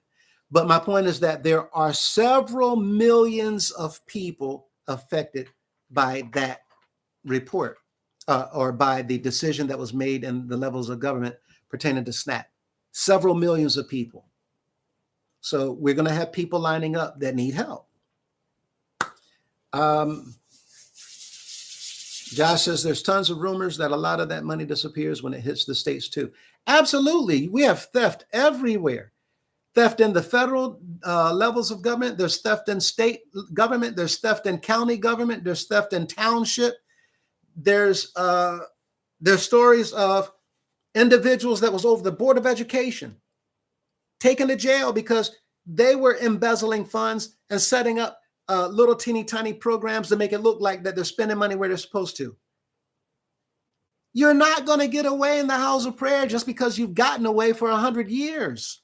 You can't keep telling the people, we've been here 100 years and ain't nothing going to happen. Okay, all right, we're going to see.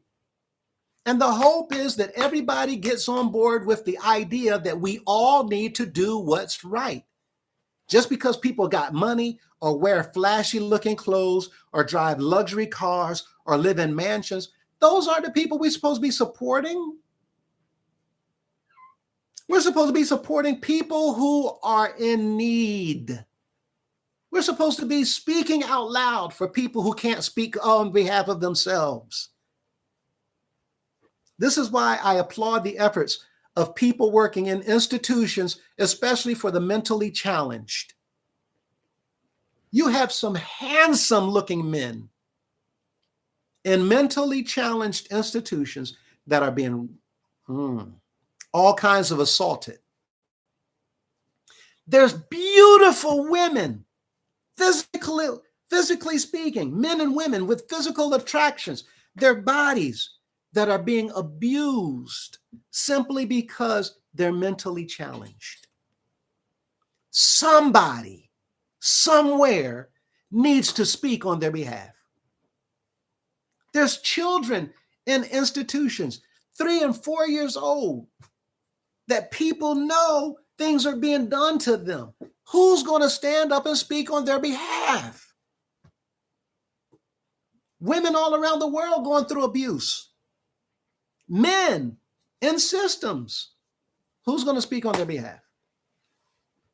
So all I'm saying is, in here, this organization, we have a need that is on the table, being called out and attention being drawn to by people who've been speaking for years, but is finally in a place where people are paying attention.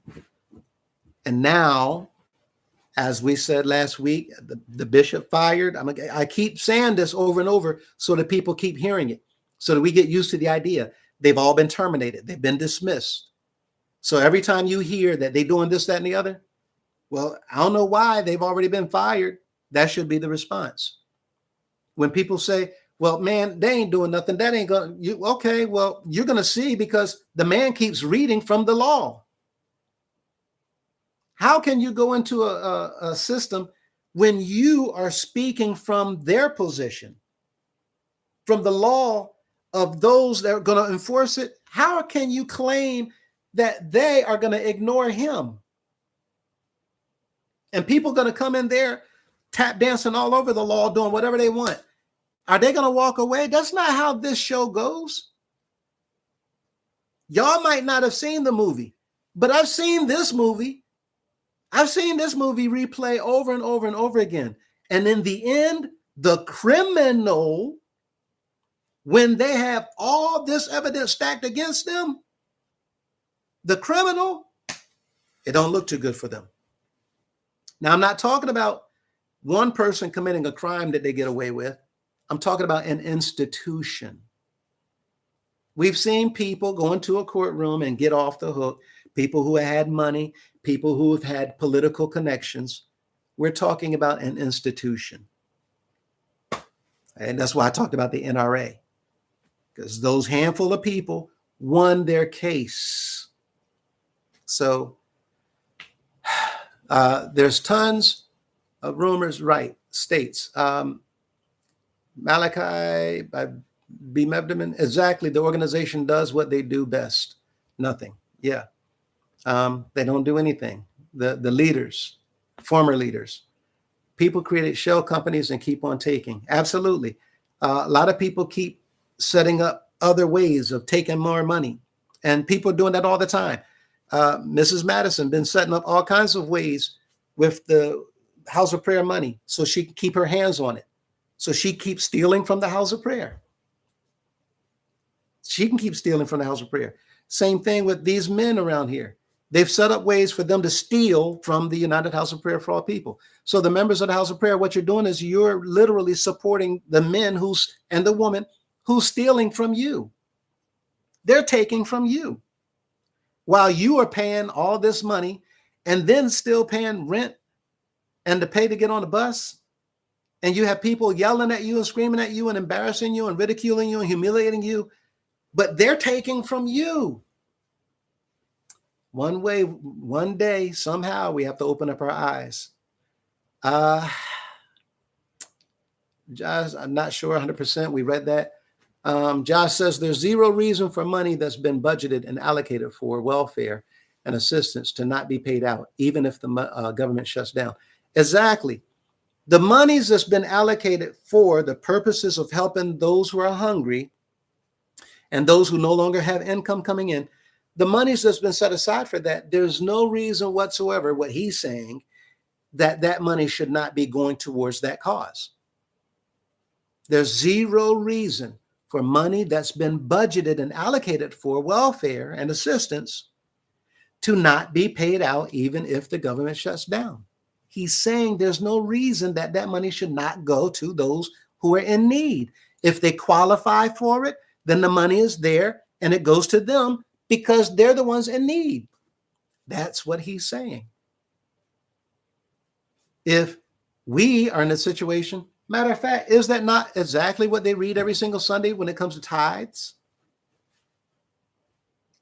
Bring ye all the tithes into the storehouse, that there may be meat in mine house. Well, what did he need meat for? He said, you have robbed me, even this whole nation. And this is why one of our users, our viewers, Yahusha is king.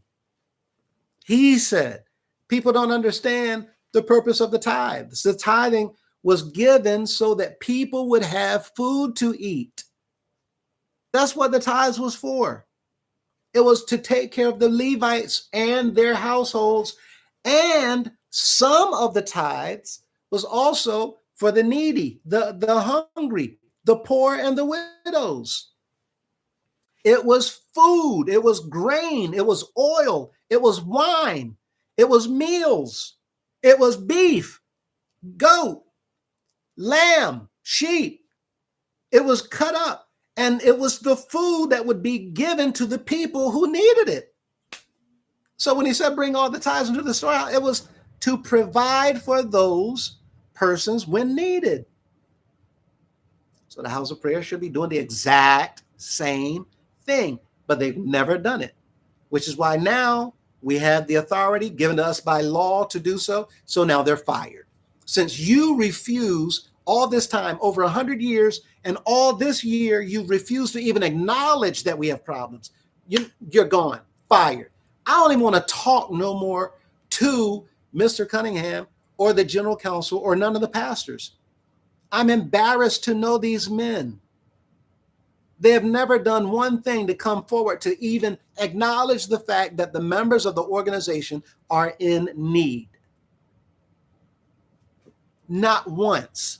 The members should be embarrassed, let alone not to be supporting him. That you have children and adults coming forward saying, this is what you did to me. This is what you did to my cousin. This is what you did to my niece, my sister. This is what you did to them. All these people lining up to complain about being hurt or abused or harassed or misused or mistreated. And I'm going to support and defend the ones that they're saying did all these things. Something is wrong with me. So people said, Joshua, again, there's zero reason for money that's been budgeted and allocated. Well, right, it should be there, and it needs to go towards the purpose. B. Mevderman said, I've been trying. Wait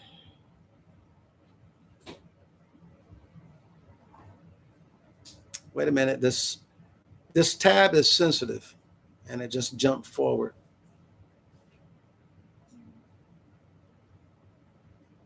Oh, wow, there's a lot of comments. I've been saying that for quite some time. Yes, the money should be there already, even if there is a shutdown. 100% guarantee that the government would not be shut down if the members of Congress and Senate stopped getting paid along with everybody else. 100%. 100%. We've been saying for the longest time, if the congressmen and women, if the budget that covers their pay and their salary, if they did not get benefits, if they were not getting paid, when you go to your next vote, I wonder how you would vote. Would you still vote for the shutdown? Of course not. They want their money. They want their benefits. So why would they vote for others, millions of people, to not get benefits, or millions of people not to get the money that they need? 100% spot on. B. Mevderman, exactly. Let Congress miss a check. That's a whole nother issue. Joshua, how much money did CEOs on Wall Street get after the recession? Billions of dollars. Billions of dollars. Billions of dollars. Forget the needy. And this is what the members of our organization need to understand. They ain't thinking about you. Every one of you individuals that might be supporting Mr. Cunningham or this council, Mrs. Madison, not one of them are thinking about you whatsoever. Not one. You go into a position where you're in need and see what they do to help you out. See what they do. All of the most faithful, the loyal ones supporting and defending Mr. Cunningham, Mrs. Madison, and all that council, the former councilman, see what they do to help any of you when you're in need. You saw Mr. Belton. The man was serving and taking care of everything that he had to for the house of prayer, lifting them up, giving money, teaching other people to take and give more money for years. When he got into a position where he was in need, he got turned away. Not only did he get turned away, he became a target for public humiliation. He was publicly embarrassed. And that's why he went on to the media outlet to tell his story, to bring before the public what's going on in this organization. And we just saw Mr. Cunningham give him an order to go and lie to the media to tell him that none of it was true. And people still in support of him? A man who's supposed to be representing what again? Telling one of the members to go and lie? Okay. Joshua says, especially if Mr. Murray got fired, he's not anything anymore. Right. He doesn't have any titles. He doesn't have any positions. All of these men, including Mr. Cunningham, is nothing more than a Mr. Or if they have a title in the organization, it's a brother. That's all. We don't have any more pastors. There are no councilmen.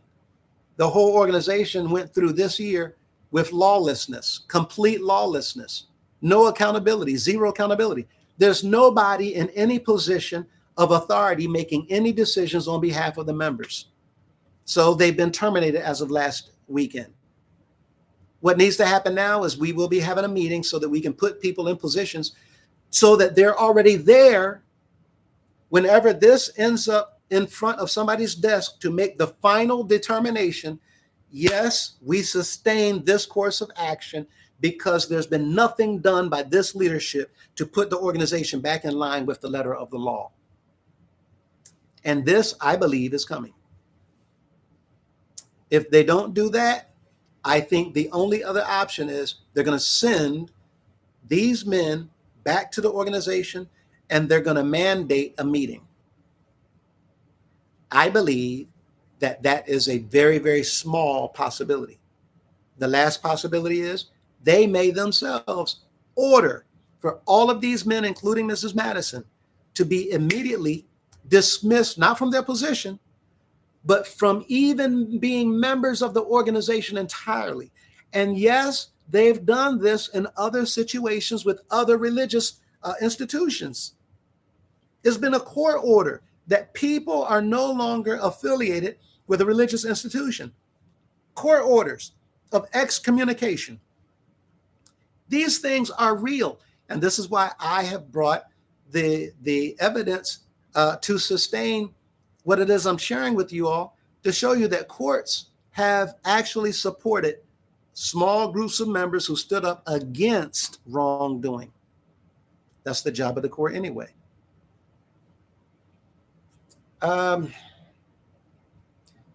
Violante said, yes, she was there when these things happened that I was talking about earlier, talking about the auctions. Keeping the people poor and him rich is so evil. Absolutely, John.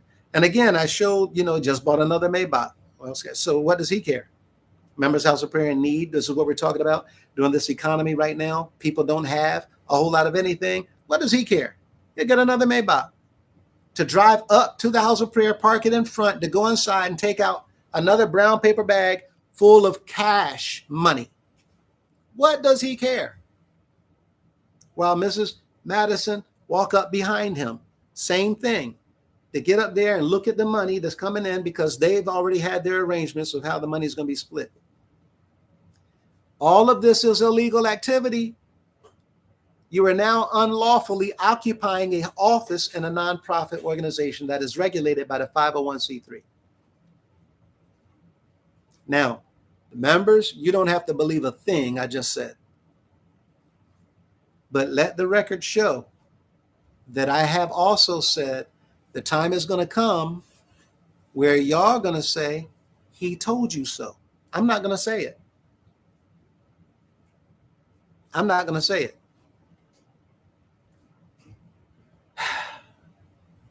They waited until Samuel expired before they made him an apostle. Oh, almost. Yeah. He was in the hospital. And Mr. Cunningham, because we talked about this, and he pretty much showed how much he cared and how much concern he had. He didn't even go to the hospital to visit the man. He really believed wholeheartedly as a pastor of the House of Prayer in the things that he was doing. Again, he was my pastor when I was in Hampton for 3 years. This is how I met the Wilson family, and this is how and when me and Dwayne became so close, along with his brother Dwight. All of us were close. Unfortunately, what has happened now happens whenever somebody's eyes are opened and they leave the organization. People who are still indoctrinated turn against them. It's nothing personal. They just believe that you are now an enemy of our Heavenly Father because they don't think that anybody outside the House of Prayer is going to make it into heaven. These are the lies and the false doctrine that's been taught to the members for decades. If you're not a member of the United House of Prayer for All People, it's because the Father himself does not want you. I've heard those exact words coming from bishops.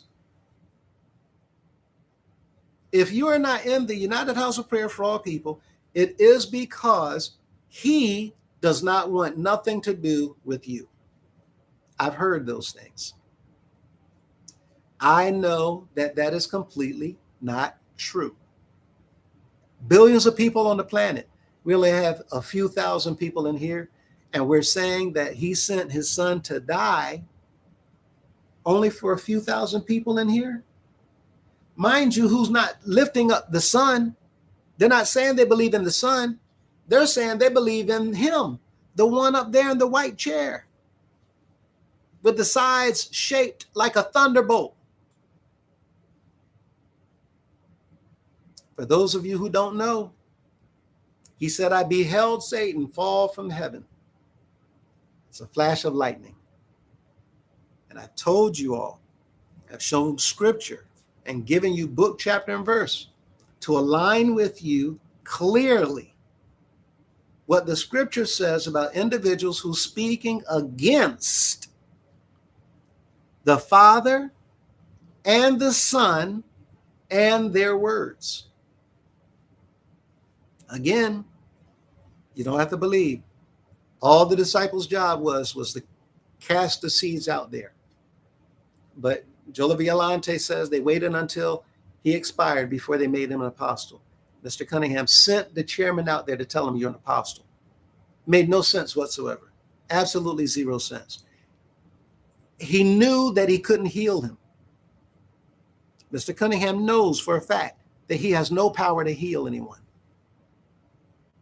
He knows for a fact that he's been lying about who he is and whether or not he was even sent. When was he sent? Even if there was an official, fair, and just election, the winner of the election in the United House of Prayer does not deem that you were handpicked and chosen by the Father to lead anybody. Guess what? He has not chosen anyone since he sent his son. We don't see nowhere in the scripture that he sent anybody after the Messiah came and was crucified. But all of a sudden today, 2,000 years later, 1,900 years, 2,000 years later, we're saying that he sent someone to build his house, not in Jerusalem, but in these United States. And anything and everything in this house goes. And people can do anything unlawful and sinful. And there's no accountability. And the leaders of the people can live all kinds of ridiculously crazy lives, to include doing things that might be even abomination, and there's no accountability. That does not sound like scripture.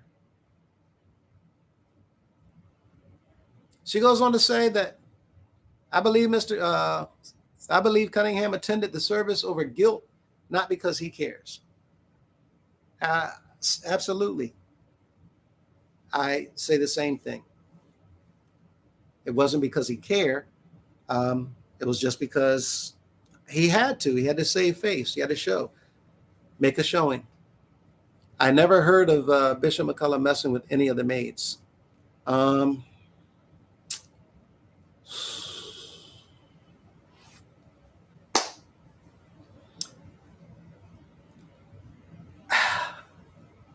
There's been plenty of women that I talked to who have poured out over the phone. Let me say this.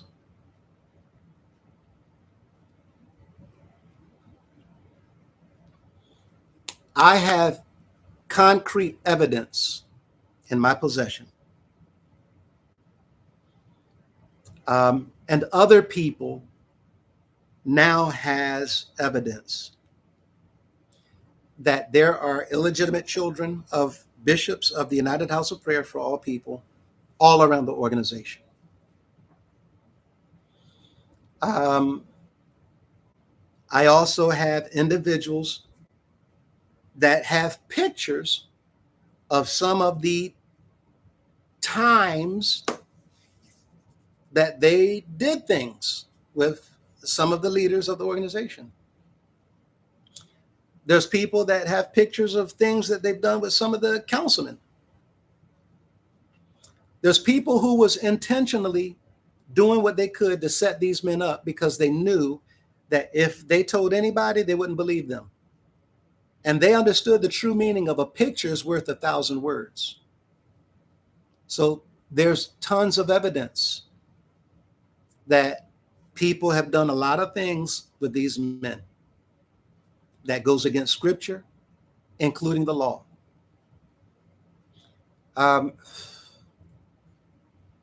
don't have to say a whole lot because some of these people are going to be sharing their story. Some are the descendants of former leaders of the organization.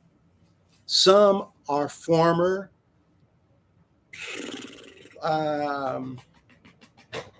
some of the individuals had relationships with some of the leaders of the organization.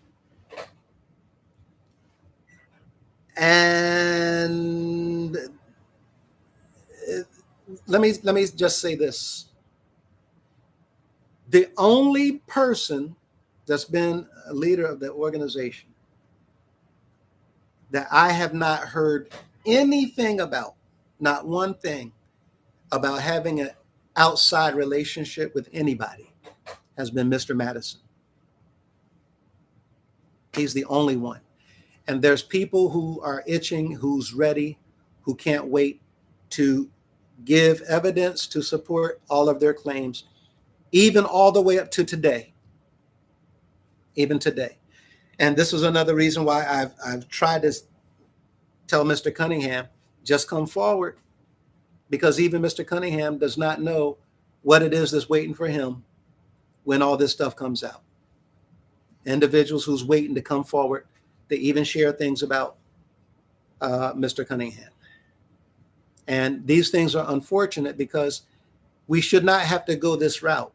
But when people who are doing wrong, they know they're doing wrong, they know that the people who's reporting wrong about them, instead of them coming out and fixing these things and doing whatever's necessary to rectify these things, they keep on their arrogance and pride will not allow them to just admit they're wrong. And then you have other people who get angry because they keep trying to give the impression that they've done no wrong. Other people get angry. You know what? I'm tired of this. I'm going to go ahead and I'm going to let people know same thing happened to me too. And that's how we got the Me Too movement. All these people that was denying doing things in Hollywood, and all these actresses are coming forward saying, no, they did do this, and people turning against them. And so then you have another and another and another coming forward. No, Me Too. Yes, they did. Yes, they did. So we're not turning this political, but the truth cannot be bought. The truth will always be the truth. And unfortunately, we're in a situation to where the truth has to be known because the truth has been denied. And so here we are.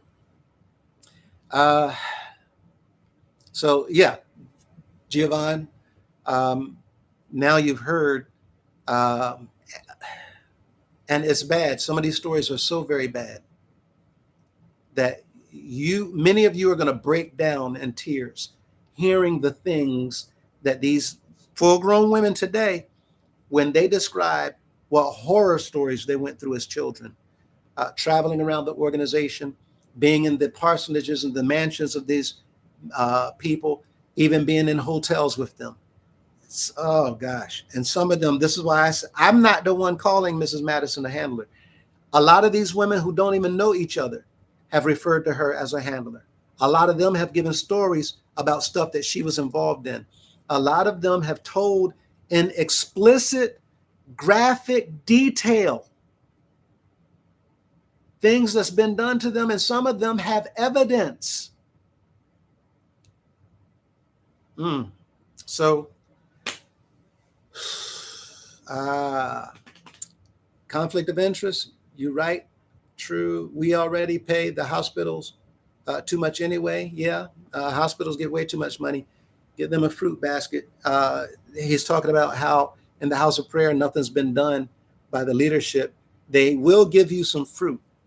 The only time you get fruit is Thanksgiving. They'll give you an apple, a banana, or orange, or whatever.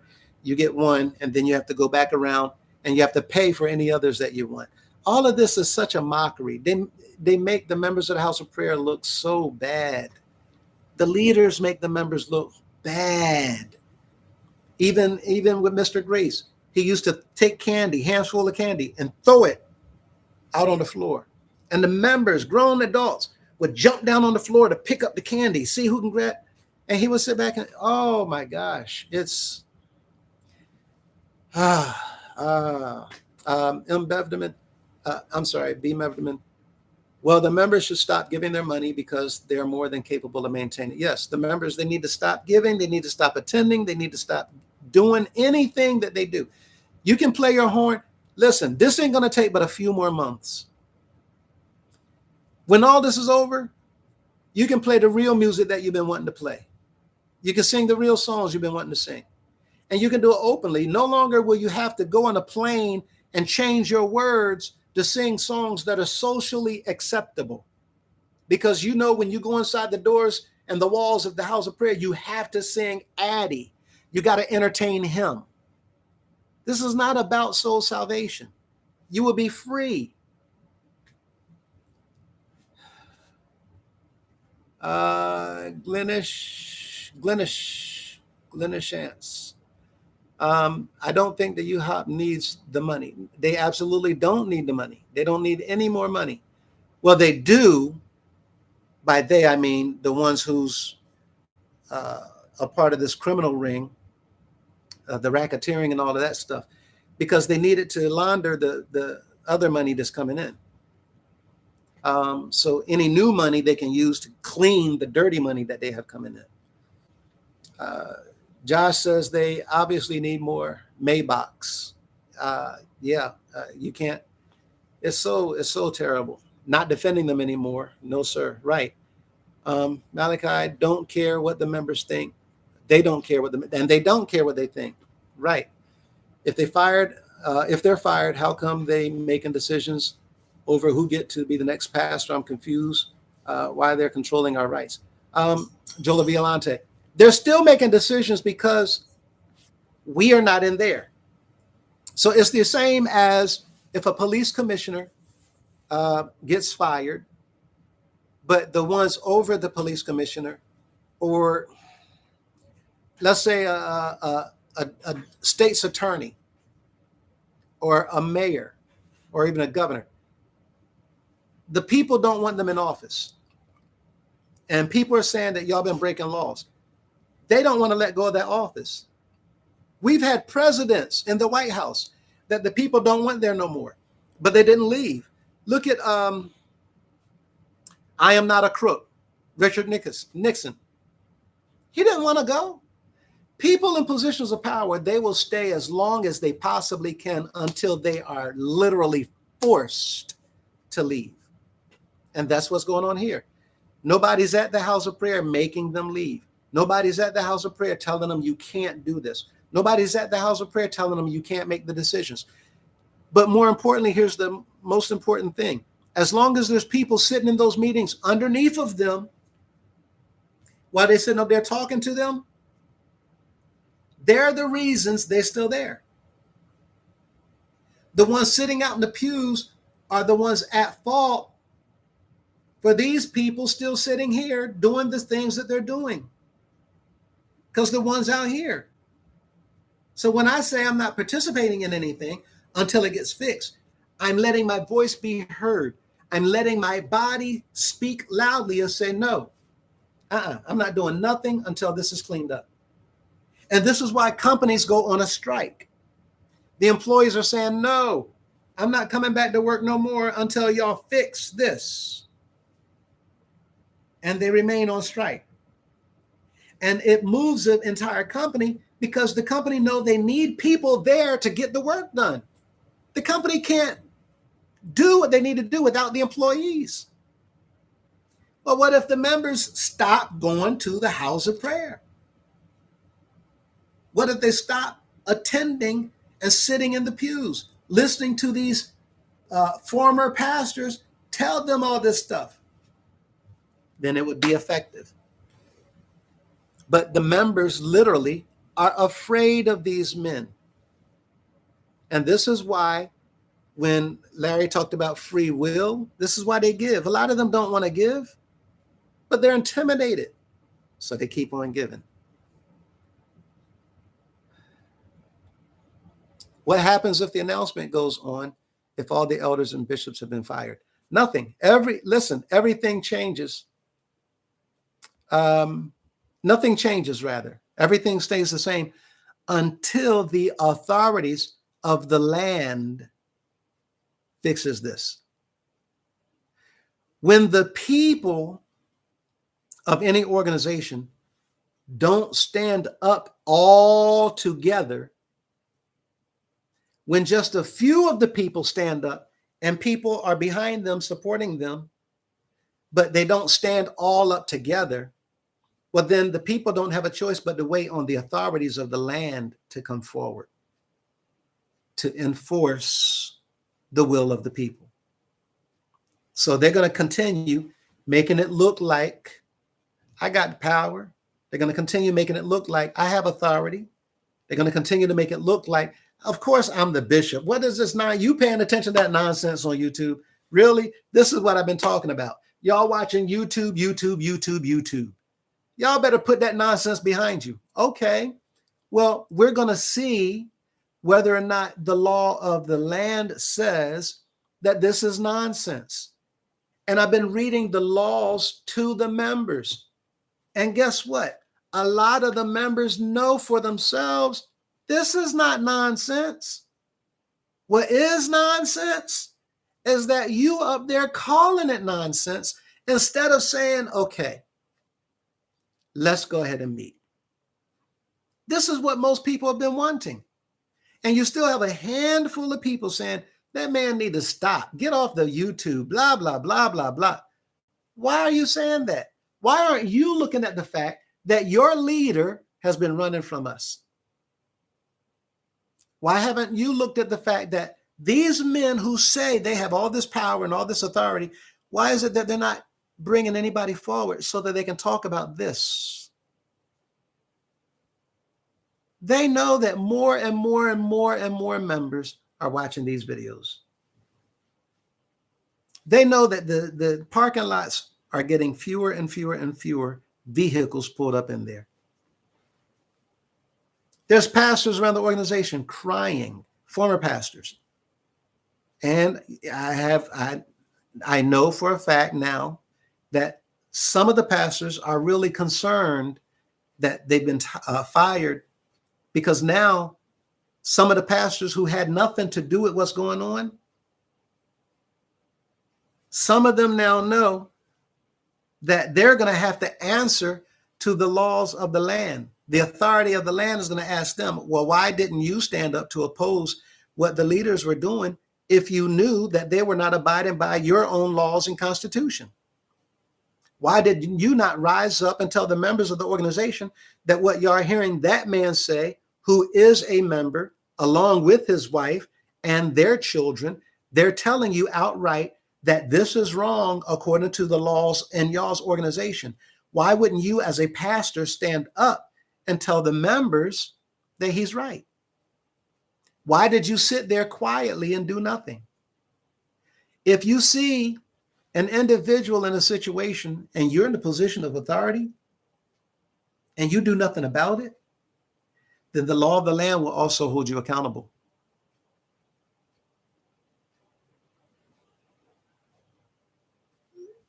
They will hold you accountable as well.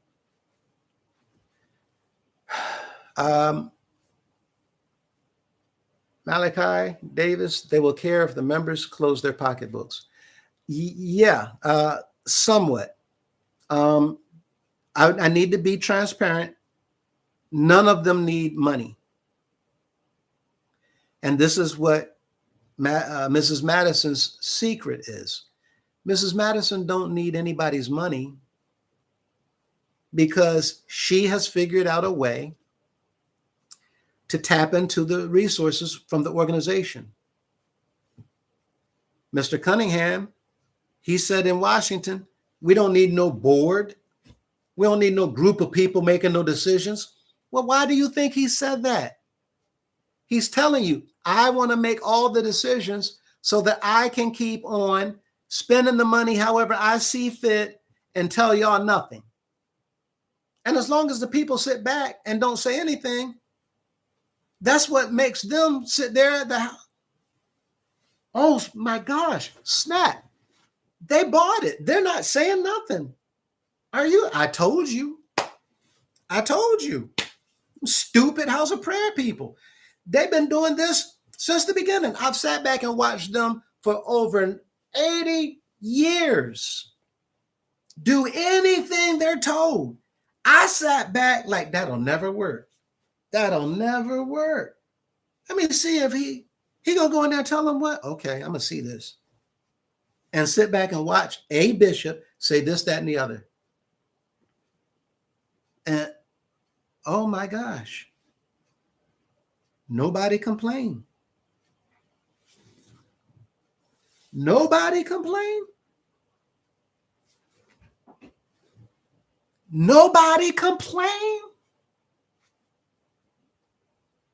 It worked. He gonna get away with it because no one's complaining. Oh, snap. And that's where the mindset came. These people really are crazy. These people are stupid. Are you serious? What y'all need to think about is that staff up there on the platform? Why don't y'all see them doing what y'all do? Why don't you see the staff doing what any of the other members do? They're not out there on that floor. They're not up there. That staff is sitting there whispering the whole time, talking about y'all. The staff, the bishops, Mrs. Madison. Do y'all know how many times they've called me a fool? How many times I was called stupid? Crazy? How many times they called my mother crazy? That man out there doing all that shouting. He come walking in here and all of a sudden he caught up. Anybody they see getting caught up, they call them crazy. We think that they want us to be spiritual. We think they want us to get caught up. They know what they're looking at out there is not the Holy Spirit. They know it.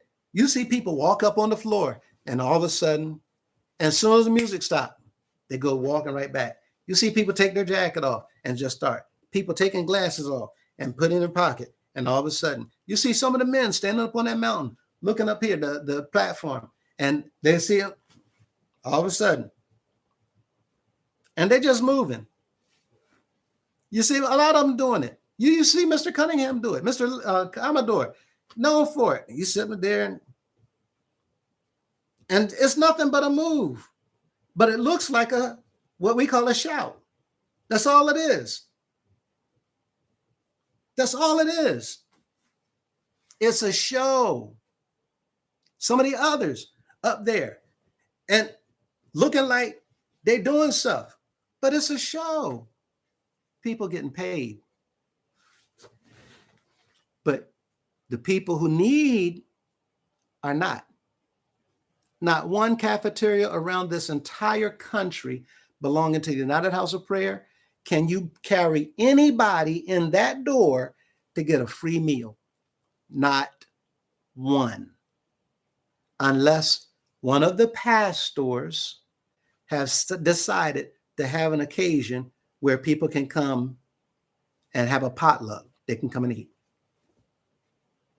What I'm saying is this is not an organization-wide program. And if you don't have that, I know the house that we came out of, once a month, they would have the people come and bring food and everybody get what you want. Everybody eat for free after service once a month. Nobody got to pay anything. Food everywhere, one time a month. But how many times do people need to eat a week? Once a month is not helping people. And that was that, I have to give him his credit. Mr. Forney, Eric Forney. That was that pastor's decision to do that. The members wanted to do it and he approved it. He okayed it. He did that. But there's a whole lot about the same thing, the same pastor that me and my wife, we got many problems with because he rolled over and allowed a whole lot of stuff that should have never happened to happen. All because of money coming in. And it's not just him, it's all over the organization. I don't want to put him out there as if he's the one that's got this problem only. Every single pastor in the organization is that wrong. And for that reason, they're all fired. They've had a whole year to stand up for what's right. And they've all ignored every single thing that was a concern for the members of the organization. They know better. They're not even getting anything from the leader of the organization to repair things that are broken in the houses of prayers that they're the pastor of. What kind of nonsense is this? I have friends, Blanche Lehman says, still saying that God is the one in charge and he's going to fix it no matter what others are doing. Yet they're still attending and justifying being there. And that's the problem. When they say he's going to fix it no matter what others are doing, what they're saying is that he's going to fix what we're doing for us to go away and allow the crooks to continue being crooks, to allow the perpetrators to continue being perpetrators, to allow the abusers to keep abusing, to allow the assaulters to keep assaulting, to allow the liars to keep lying, and to allow those carrying the brown paper bags full of cash, they allow them to keep doing that, carrying those brown paper bags full of cash. In other words, the Most High is one of the dirtiest hypocrites there is, according to the members who supporting all this stuff. Because to say that he's going to fix it by fixing everything but that is to say that he's the equivalent of a mob boss. He doesn't do anything to support the guilty. He don't do anything to work along with the wicked. He is against the wicked. Instead of saying he's going to fix anything so that the house of prayer can get back to doing what it's supposed to be doing, and we can go our way, and anybody who don't like it, whatever. What do you sound like? Especially in the eyes of non-members. The people outside the house of prayer are so thankful for these videos because they used to wonder all the time. They have such great music. The people look like, okay, looks like, something's going on. And whenever the leader's there, the people are packed. But I don't understand what's going on, how it works. So they come out of curiosity. But they're so thankful for these videos because now they're no longer curious. No longer curious. And thank you, Blanche, because it's so true. A lot of people have been thinking and saying, but this is the witchcraft that we're talking about, that nothing's going to happen. Ain't nothing going to happen. You watch what I tell you. But again, this is why it's necessary for this to come to a close. Jola Violante, why they can't help these pastors who are sick and dedicated their life for UHOP. They're putting too much pressure on the leaders. And what happens? The leader realizes all their faithfulness doesn't matter. Exactly. That's exactly correct. Unfortunately, Mr. Wilson ended up in the situation, just like so many of the other pastors. Y'all don't even know how many of these pastors are sick. Y'all have no idea because they hide the information from you.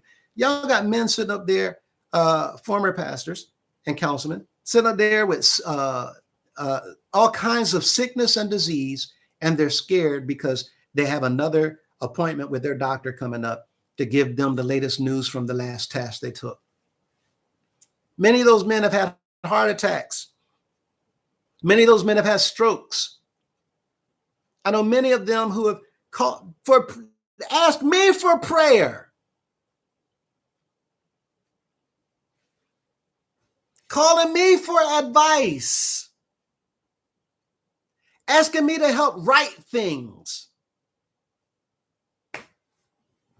so that they'll know what to say, how to present information. Many times my name has been called on by some of the biggest names in the organization. Y'all don't know this stuff. But anyway, oh boy. We're in a situation where the people don't know. The men in front of them lying to them about who he is. But more than half of them are sick with life-threatening illness that has been brought onto them because of undue amounts of stress and pressure over keeping the people to coming so they can have money. You have some of them that will flat out tell you, the bishops, I got to get $25,000. I don't know how it's going to happen, but I got to get $25,000. Go and put the members on pressure. Put pressure on them. Some of the members sick. Y'all look through the congregations. Y'all, the ones who you're going to see sick are in leadership positions. Followers, you're not going to see followers. Not a whole lot of followers are sick. But when you can easily call out who's sick, ask for the sick in the shut-in list. Presidents, directors, leaders, band leaders. presidents of clubs, pastors, evangelists. These are the ones sick. Why? Undue amounts of stress. Because they're being pushed. The presidents are being pushed to get the members on their board to give money. Sometimes it carries over to deacons. But y'all look around the organization. We do not have a whole lot of deacons. You know why? Because men are not going to allow themselves to be used to take money from these people and give it to another man. Deacons, you don't hardly see any around the organization because it is the equivalent of being used by a pimp.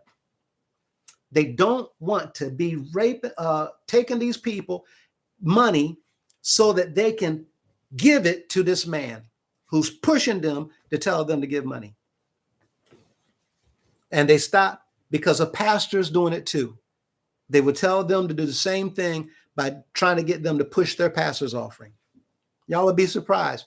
We have had pastors in here that might get $40 a week in their offering, while other pastors in here getting $3,000, $4,000, almost $5,000 a week in their offering. But they call each other brethren. And when the man getting $40 a week, he's on the road traveling, just trying to scrape it to goodbye. And you have another man, because they're a councilman, at $3,000, $4,000, $5,000 a week. And by that, I'm talking about the biggest pastors. Y'all say, well, $5,000, there's a range. Yes, we have some pastors in these larger houses receiving at minimum right around $2,000. And that's the starting point. But at most, right around $5,000 tops per week. I don't think there's anybody over $5,000, but some have gotten close to almost on a weekly basis, several times a month. And even a day to get $3,000 a week per week. You're looking at $12,000 a month. That's $144,000 a year for sitting up here on this platform, and half of the year you're not even there because you're traveling around the country. What in the world are you doing to deserve the people pushing the other people to give you that much money? And then they're going to push the people for more money for the bishop. Everything in the house of prayer from day one since I've been there has been nothing but push for money. Why do y'all think that they tell the members of the house of prayer, we have service nightly? It's not because they're trying to look out for people's souls. That's another opportunity to tell the members to give more money nightly. And on Sunday, you can forget about it. All those services on Sunday, sunrise service, offerings, Sunday school, offering, general gospel service, 11 o'clock, offering, 3 o'clock service, offering, 5 o'clock service, offering, and then 7:30 service, more offering. Wake up, people. They can't help the and sick. And again, Mr. Wilson fell into that. And it's unfortunate that they just had a service, but they did nothing for him. Mr. Cunningham did nothing whatsoever for Mr. Wilson. He has done nothing for him. So he had to pop up. When he was in Virginia, he didn't even go visit the man. He didn't even talk about the man. The man wasn't on his mind. He was only giving him the title of apostle because Mr. Cunningham knew he looked bad. He looked, before the people, this was bad. It was a political move to try to repair the image that he thinks he has from the members. He said, well, tell him I'll make him an apostle. That's the equivalent of writing down the word apostle on the back of a loose leaf notebook. Tear a sheet out, write apostle on it. Here, fold it up, give it to the chair, take this to him, and give him that from me. That's what you get. It's worth nothing. It does nothing. It didn't do anything for him. It doesn't do anything for anybody else. And it didn't do anything to help the situation that he was in or the condition that he was going through. In fact, I would go as far as to say that it made things worse, because how much longer was it after he did that Mr. Wilson now is gone? But people looking up to this man as if he's representing the higher powers. Okay. B. Marvin Wine is over. They're struggling to open or dedicate one building in the HOP, make 64 million cash deals, buying up buildings, properties. I think the HOP is doing just fine money-wise. Oh, absolutely. $64 million in the House of Prayer is nothing. $64 million in that. It's nothing. It's nothing. Believe what I tell you. So don't think all these people talking about, well, you need the money for this, that, and the other. Y'all have no idea. No idea. Blanche says, some friends still call me to tell me about junk I don't care about. The junk. They never tell about anything, that makes them look stupid for attending and sitting under this travesty. Yeah, the members are really hoping that this goes away. Mr. Cunningham has told the people, don't worry about that stuff on YouTube. Oh, that stuff is going away. Well, it hasn't yet. Doesn't that tell you that the man that they've been calling a prophet obviously didn't know what he was talking about? And now he's been fired. And people saying, well, it's crazy. Okay. Well, we're going to see if his words, his prophecy comes to pass. We're going to see. He said a lot of things that has not come to pass. Just keep paying attention. Yep, I heard that. Julia Violante says, I'm wondering if the government surplus will come back. The stimulus, I don't think there will be another stimulus. I don't think so. It might be, but I highly doubt it. I could be wrong, but I highly doubt it. The concern right now is not on the people who are in need when it comes to government. The concern, as I understand it, is that the deficit is so high in the country that there's concerns that it's already bad. It's terribly bad, but they don't want it to continue getting higher. The money that we owe, the national debt, oh, it's bad. So Blanche also says, has anyone been known to leave the country recently that might be on the run? I have a feeling this might soon be happening. That's a good point as well, but there are people watching. I won't say much more than that, but no, they're being watched.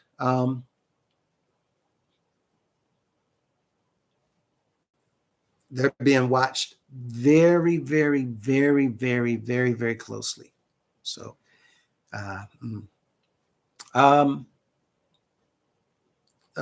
Joshua says, we get to do this though. Right. That we get to do this slogan, that slogan that Mr. Cunningham put in the House of Prayer.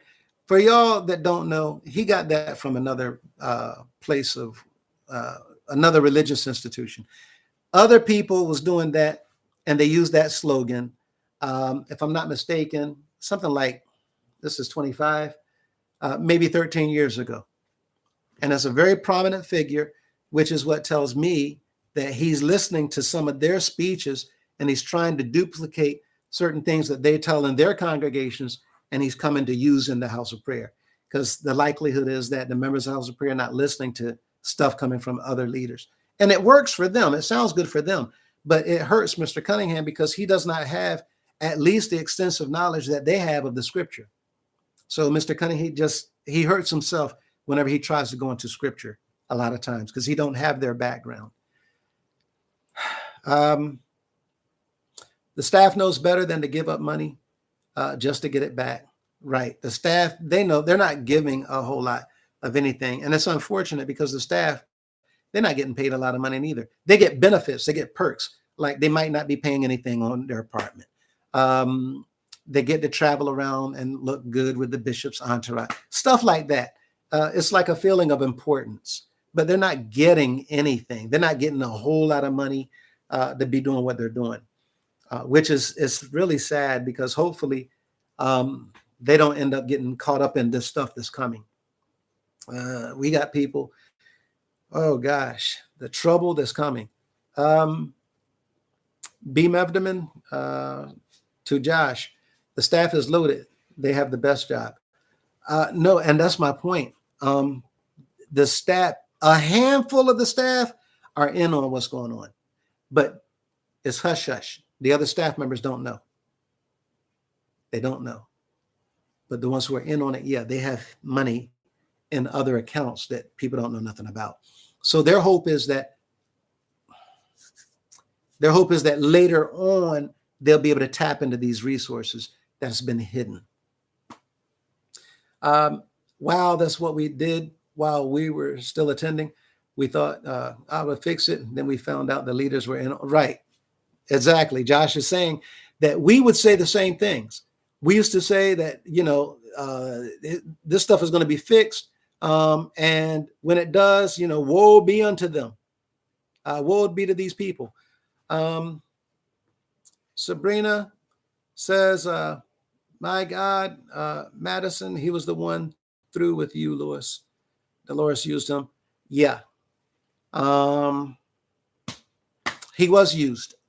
He was used in a great big way that he himself did not know. And I'll say this, there were people around her at the time keeping an eye on her. There were people around her at the time keeping an eye on her because certain people knew what she was capable of, the type of person that she is. The members of the House of Prayer, I keep saying, y'all have no idea what's going on behind the stage. Y'all just watching what's going on in front of the curtain. Y'all don't know what's going on behind the curtain. And all y'all see is this woman sitting up there smiling and looking around. Y'all don't have a clue. So yeah, he was used, but he was not aware of how he was being used. MB and NC did not know this live was happening tonight. Man, I'm 2 hours late. I'm sorry. Every Sunday, we're now doing Bible studies on live, Saturdays at noon and Sundays at 6. Also, Sundays at 8 o'clock, we've opened up the format, the live and the Zoom, for people who just want to hang out, to talk about whatever in the House of Prayer, because we've never had this. We've never had anything set up for the members of the House of Prayer to fellowship and just enjoy each other's company and talk about anything and everything. Thought it was next Saturday. The meeting is next Saturday. But on Sunday evenings, we're doing the fellowship, and Saturday afternoons at 12 and Sundays at 6, we're doing Bible studies. And yes, better late than never. Up in, I guess that's here, up in here, GWH, the 6 and M Street, Washington, his pastor gets $4,000 plus a week, pastor's offering, and isn't even there majority of the time. Yeah, see, right there, they just confirmed what I was saying. They're talking about Mr. Taylor, the pastor who came out of Savannah, Georgia, who happens to be Mr. Cunningham's godson. There at 6 and M Street, they just said he gets over $4,000 a week. $4,000 a week. People, y'all need to understand, this is $16,000 a month. Now, a bigger problem for him and a whole lot of others is coming up. I haven't been saying everything, but these men are going to be walking into a huge problem. Oh, gosh. So, just saying. Now, there's other pastors, mind you, that's sleeping on a couch in the office because they don't have anything. Okay, so y'all pay attention. NBNNC says up in here, facts. They said that they were there at 6 and M Street for 4 years. And the minimum when they were there back then was $2,000 a week. That's $8,000 a month. Free and clear. And then you might have an apartment in the house of prayer where you're paying what, $300-400 a month? And all the extra money coming? Okay. But yet you're telling people who live in New York having to pay out of their pocket $2,500 to $4,000 a month just in rent alone. You're telling them to compete in the G-class program and try to beat DC when all these people with government jobs and apartments that they have in reduced rent and don't need a car and pay car insurance and gas because they have the metro, the subway right there. And they can go anywhere between DC, Maryland, and Virginia almost for $3 one way and use a transfer to even go back sometimes. It's unheard of. These people got to pay New York and Charlotte, North Carolina area. They got to pay money in gas. They got to pay money for upkeep. They have to pay maintenance. They got to pay insurance. They got to pay for mortgages. They got to pay rent. Ridiculous. But y'all still want them to compete to try to beat and stay in A class and D. It's just unfair. For this man to be getting $4,000 a week passes offering, and he's expected to compete with the pastors who's getting $40 a week. They're expected to compete with that, and they got to work jobs. Mr. Taylor ain't got no job. Mr. Cunningham didn't have a job. These men who got these biggest houses, this is the hypocrisy I'm trying to tell y'all, and the members don't understand. They telling other elders, where's your job? You got a job? We had elders that were embarrassed and humiliated in the house of prayer in front of everybody because the bishop sat there talking about this man not having a job. It's terrible. When that man know that he hasn't worked a job for over 30 years, but you're embarrassing this man because he didn't have a job. And the reason the man didn't have a job and other men is because they don't accept a job where the schedule will not allow them to be there for the members that they're supposed to be serving in the house of prayer. That's something that's supposed to be honorable for those men. And you're making it humiliating. Let's wake up. I was there and witnessed over 4,000 that day that I was there.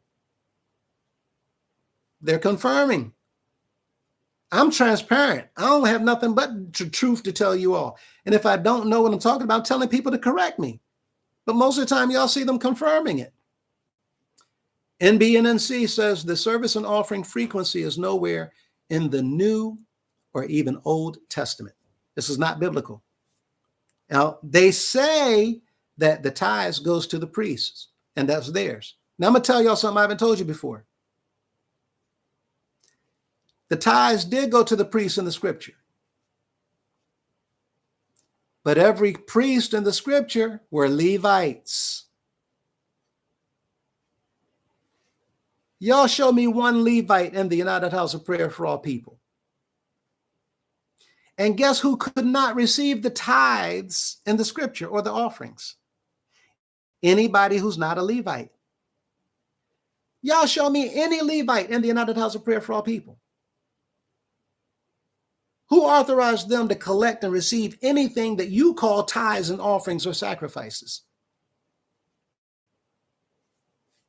You show me a Levite in any other institution in the world today, collecting offerings and tithes and sacrifices. This is why this prosperity doctrine and all these other people talking about defending people. When another pastor come forward to defend another pastor and doing something that people call wrong, that's because that other pastor is doing the same thing. Or they're doing something like it. So they come to the defense of that one because they don't want the people looking at that as dirty. So that if their stuff come out into the open, nobody will come at them that way. That's why y'all see a lot of pastors coming to defend other pastors when they're in their dirt. The difference in the house of prayer is all of them dirty. And none of them are holding anybody accountable to anything. Wake up, people. Joshua says it's like Jesus sending John a message while he's in prison. Congratulations, John. You're an apostle. Right. It's not going to do anything for John, is Joshua's point. It does nothing. It doesn't free him from prison. It doesn't get him out of the situation. It's nothing but a title being given to him to what? And the worst part of all of that is Mr. Wilson was not in position to even understand a whole lot was going on. Joshua says, or at Josh. Yeah, Joshua says, I'm sorry. Yeah, the U.S. can barely pay its own interest on its loans. And that's the real scary part. What happens when a country goes bankrupt? And people have been saying that that's what's coming to our currency system. The money is going to be worthless. They're trying to figure out how to replace the U.S. currency system. Venezuela and Zimbabwe would know, shake my head. Yes, we went to Djibouti, Africa. And while we were there, people had $1 million bills on the wall, $1 million bill. You can even buy one as a souvenir for $2. You bought an African $1 million bill, and they had pictures where people walking around with wheelbarrows of cash. Nobody robbing them. They got wheelbarrows of cash. Why? Because they knew it took wheelbarrows full of cash to get a loaf of bread, cheese, or milk. Because the inflation had risen so high that a loaf of bread might be $3,000. $3,000. So the inflation got so high to where the dollar amounts had to increase. It went from ones, fives, tens, 20s, 50s, and hundreds to $500 bills, $1,000 bills, $10,000 bills, $50,000 bills. We releasing $100,000 bills, and the highest it got to was $1 million bill, so that you don't have to carry around all this stacks of $1,000 bills. Okay, so $100,000 now you can fit in your pocket. Wheelbarrows of cash. What I was saying about the priests, if you're not a Levite, you can't collect anything. So in the house of prayer, people giving tithes and offerings and sacrifices. Mr. Cunningham, not a Levite, neither was any of the other bishops. Larry asked, did I do these things when I was a pastor? I'm not trying to offend or mark you with this question. Oh, no. Any question for me, listen, I don't take offense to whatever y'all ask. It is what it is. I'm going to be transparent. But the members that were there, and Kill was there as well. He was in San Antonio when I was pastoring. We had two rallies. 2 times we sold tickets for raffles. We didn't do all that stuff. Did I push G-Class and tell people da-da-da-da-da-da? No, we didn't do that stuff. Did I, our financial offering would last for 7 minutes, we would take up whatever. And the next 3 minutes, we would round off whatever. And that was it. We're done in less than 10 to 15 minutes with everything in finance, everything. The longest part of our service was when people were getting the word. The word went from sometimes 30, 40, sometimes an hour, as we were just teaching. Did I teach tithing? Yes. We paid tithes. We collected tithes. We collected fast sacrifice offering, house offering, Sunday school offering. Did I accept love gifts? Yes. The people gave love gifts to the bishop. Did I teach to give love gifts to the first ladies? No. We made an announcement. If you want to, you can. That's what it is that the chairman and everybody else is doing. I'm not telling y'all to give love gift to the first ladies of the organization. So what I did is I would take up whatever for the bishop, and I would give me a check that would cover love gift for the first ladies from the congregation, and I would not give a list of names. I said from the congregation because I didn't want it to be looking like it's coming from me to win any favor on my part. The products, did we sell products in San Antonio? No. I would buy products, olive oil, lemon cream, cocoa butter, petrol, all that stuff. And I gave it to the members if they wanted it. The literature, I bought Sunday school books. I gave it to the people if they wanted. I wouldn't charge them a dime. The calendars I gave to the people. Only the last year that we were there did we sell. I told them how much they are selling for in the organization, and maybe 3 people purchased one from me. I told them, no, you don't have to. I already got this. No, you already doing too much. Truth and facts. Are you aware? I have some right now in my garage, still stack of truth and facts. Are you aware? And calendars, because they don't wait for you as a pastor to tell them how much you want for your congregation. They picked a number of Sunday school books, calendars. Are you aware? Truth and facts. They had a box set aside for me to take back to the congregation, and I'm responsible. I got to sell it. I didn't know that before. I just took it, and for that which didn't sell, okay, I'm gonna give it back. What are you doing? Well, we didn't sell these, and by sell them, I mean I didn't buy what people wanted. Oh no, we don't take that. You got to raise the money for that. I need to do what? You got to raise the money for. Listen, all right. Well, here I'm gonna give you this, and now I know. So next year, when it comes time Memorial Day weekend, no, y'all not going to give me that. I made sure I met the young man over the products and the literature at the House of Prayer warehouse. And I told him what I needed. At that time, the bishop himself didn't even know I did that, because I wasn't trying to get that man in trouble. So no, we don't need that. We don't need that. We don't. Just give me this, give me this, give me that. And he would write that down.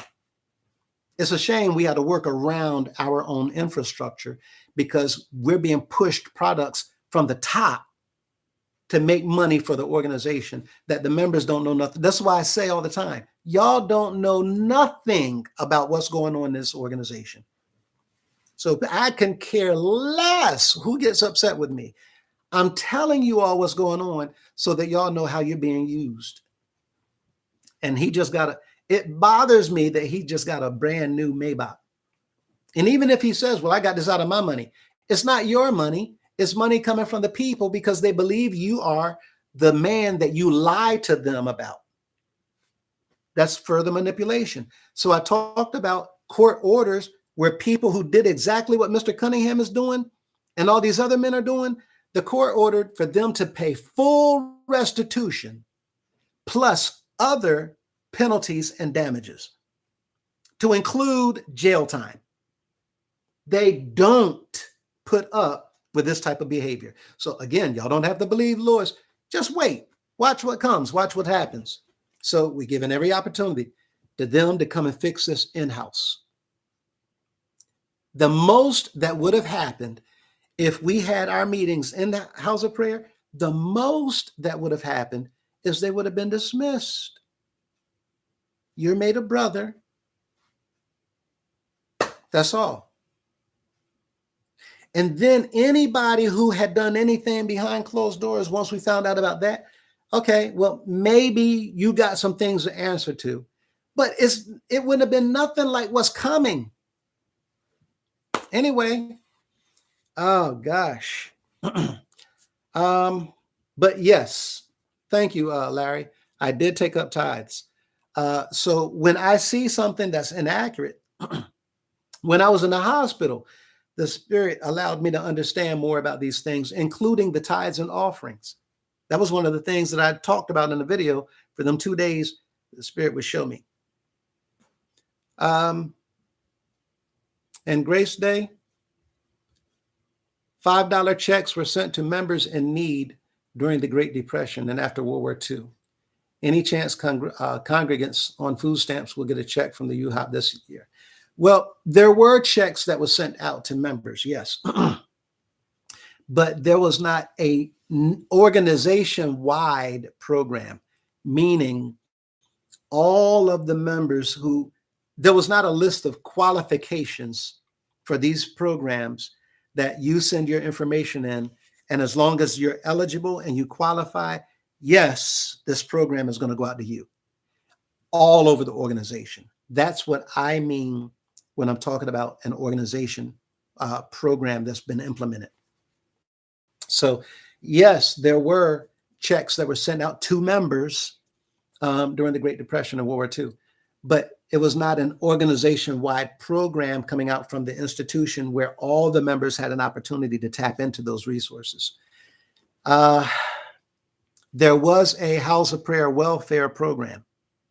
Welfare was not a word looked down on. Welfare was the thing that was set up in order to, again, help the members in need. The problem was there was not a lot of marketing. So the members all over the organization was not aware of the welfare program. I think that certain things were being done to make the House of Prayer look a certain way. Because even though we can set these up and say, well, we got this program, we got that program, we're only saying it to this audience, but we're not broadcasting to everybody. And if you say that to this audience, then you get 200 people who come forward. We get to say, no, we've been doing this. But if you broadcast it to everybody, you might get 200,000 people to come and say, I need.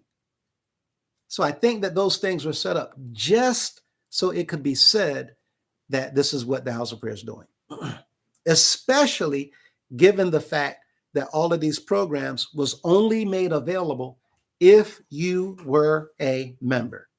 And that's why it's important, because we have other people doing stuff all the time and they're not making any criteria about you have to be a member to take part of this program. We're only helping and assisting our members. You don't see that. The House of Prayer, you must be a member. Even stuff that's free, that didn't come from the members, the organization, stuff that didn't come from the bishop, stuff that came from other members, he's telling them, you only take out your stuff and only help other members of the House of Prayer that's in need. Don't you help nobody else who's not a member. That's like telling you not to help somebody at the gas station who need a sandwich. Don't help somebody at the gas light who has a sign saying they're trying to get a hotel room for the night. Don't help the poor nowhere, really? They have to be a member? What kind of doctrine and gospel is this? Blanche says, I'm worried. I briefly heard that the government would find a way to tap into people's bank accounts and it would be done in some underhanded way. Are accounts still insured by the FDIC? Yes, the accounts are still insured. I tell people, don't worry about anything. We don't have to worry about the banks tapping into anything or the government, because they already have access to everything. They don't need to tap into anyone's accounts. The government, believe me, they have access to every single person's account in these United States. And the way they do what they do, they don't have to tap into your personal account. All they do is set mandates to tell the institution, the financial institution that you're part of, this is a government order by federal mandate. These are the stipulations that you must comply with. That institution is going to comply because they know they have to. And that's how accounts are going to be seized. Now, this is a guarantee. This is coming. We're not saying this for people to worry. We're saying this because this is scripture. There's going to be a mark that whereby in order to buy and sell, you must have a mark. That's going to happen. They will take control of everybody's accounts, period. It's going to happen. But we're not to worry about those things. We're supposed to put our trust above. Israel was in the wilderness. Israel had all the riches of Egypt, gold, diamonds, silver, emeralds, rubies, onyx, sapphire, jasper. They had all kinds of wealth. They had the wealth of the entire land. But what could they spend it on in the wilderness? Nothing. They couldn't spend it on nothing. They're telling Moses, we need water. What is your gold going to do? What is your silver going to do? They're telling Moses, we need food. What is your gold going to do? What is your silver going to do? Nothing. So are we to trust in the money and the riches? Or are we supposed to trust in the same one that Moses told Israel to put their trust in? Right? That is where we're supposed to put our trust, not in our bank accounts. But thank you so much, Blanche, because a lot of people don't understand what we just talked about. A lot of people are trusting. Isn't that what the disciples were told? It's harder. It's easier for a camel to go through the eye of a needle than for a rich man to enter the kingdom of heaven. Why? Because the rich trust in their riches.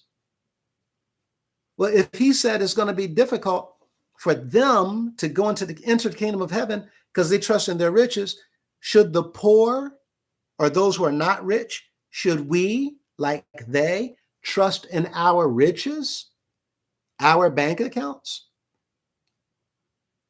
The time is going to come where even the money in your bank account might not be touched at all because that currency may be suspended.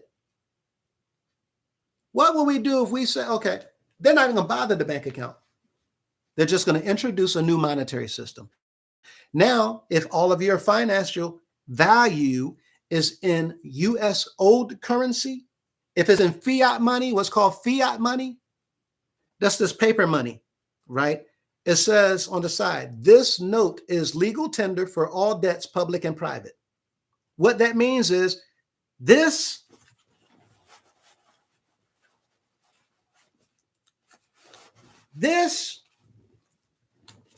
is not money. It's not money.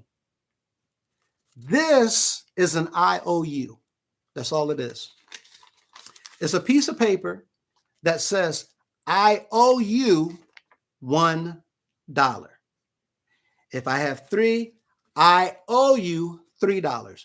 So when it's called a transaction, because when you accept it, when you receive it, what you're saying is, okay, I have this IOU that says you owe me $3. But now I take the IOU and I go and get some milk and I give it to the clerk at the store, says, thank you very much. So-and-so owes me $3, but I'm going to give this IOU to you. So now they owe you $3 and then they take it.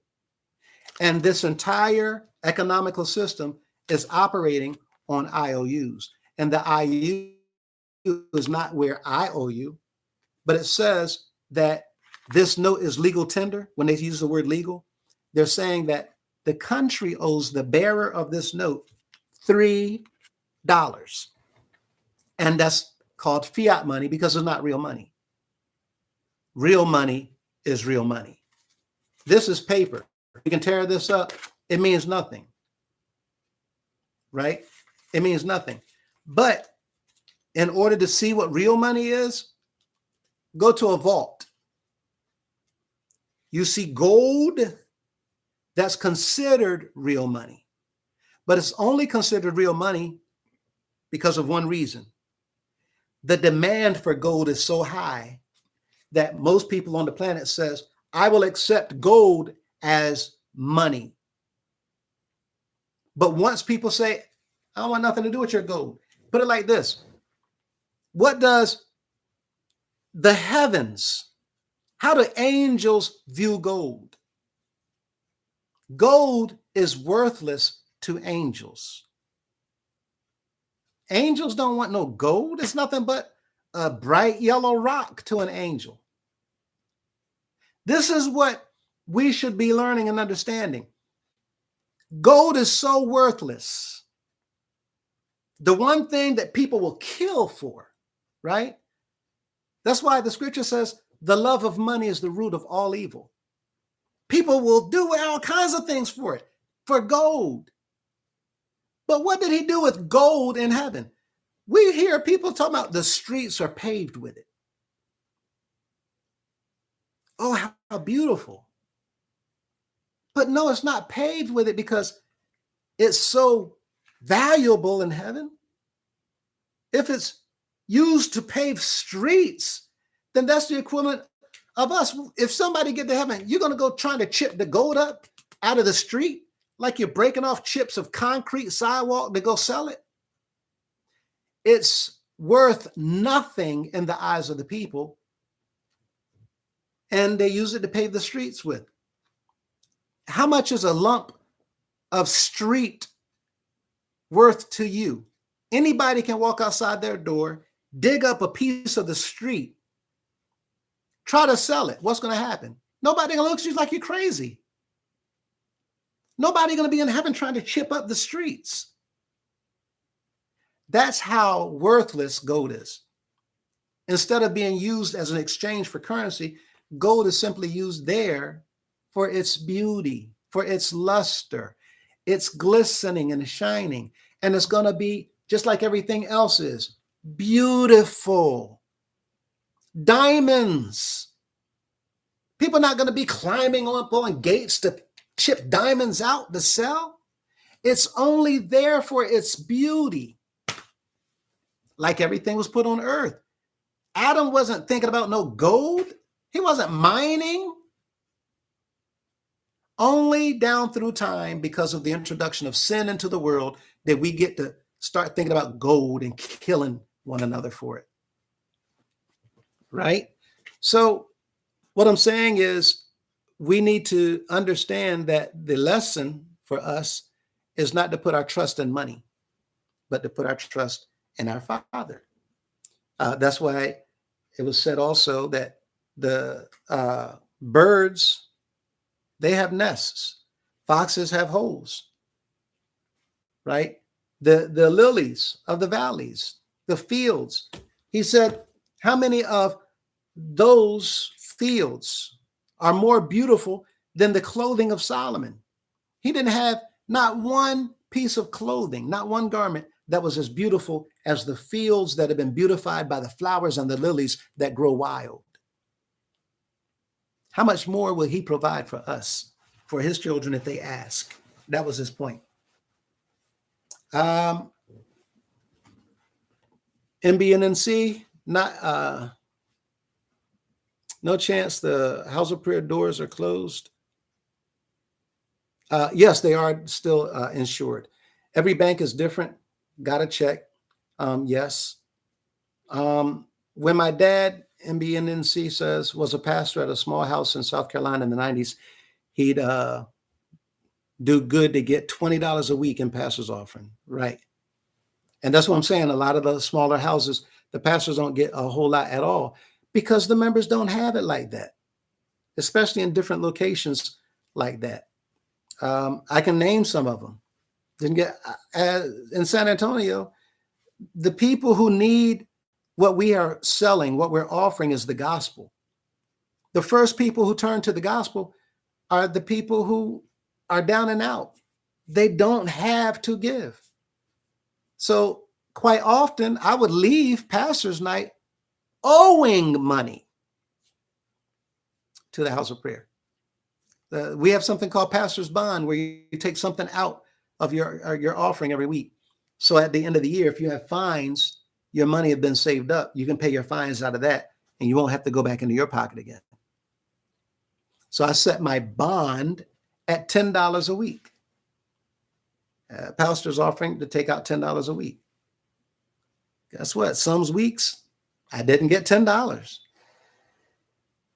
So after tithes was paid, the balance went into bond. I now owe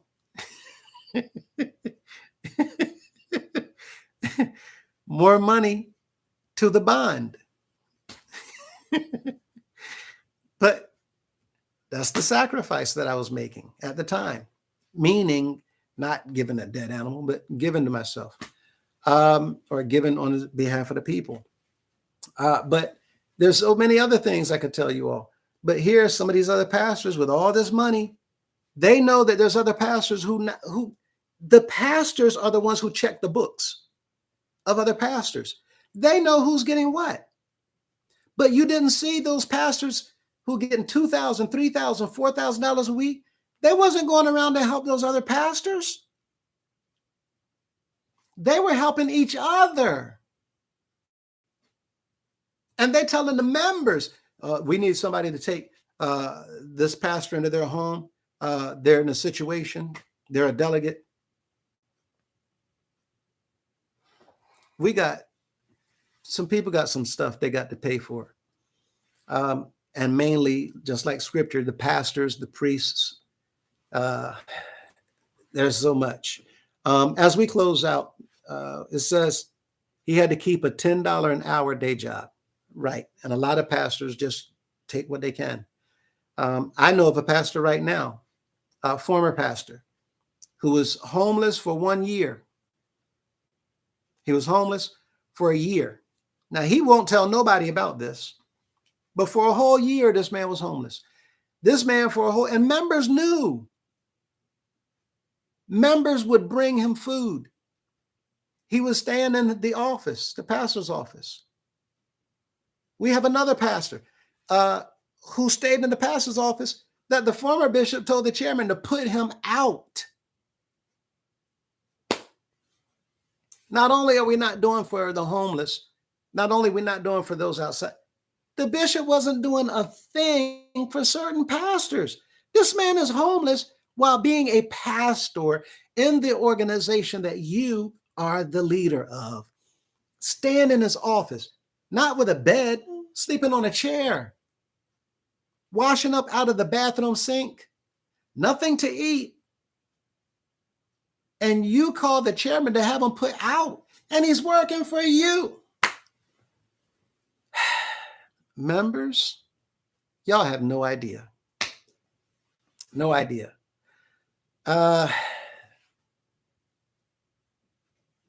So my heart went out to a lot of people because we heard things that the members didn't hear, that the ones around the top, they kept the lid on it because they didn't want the people to hear about it.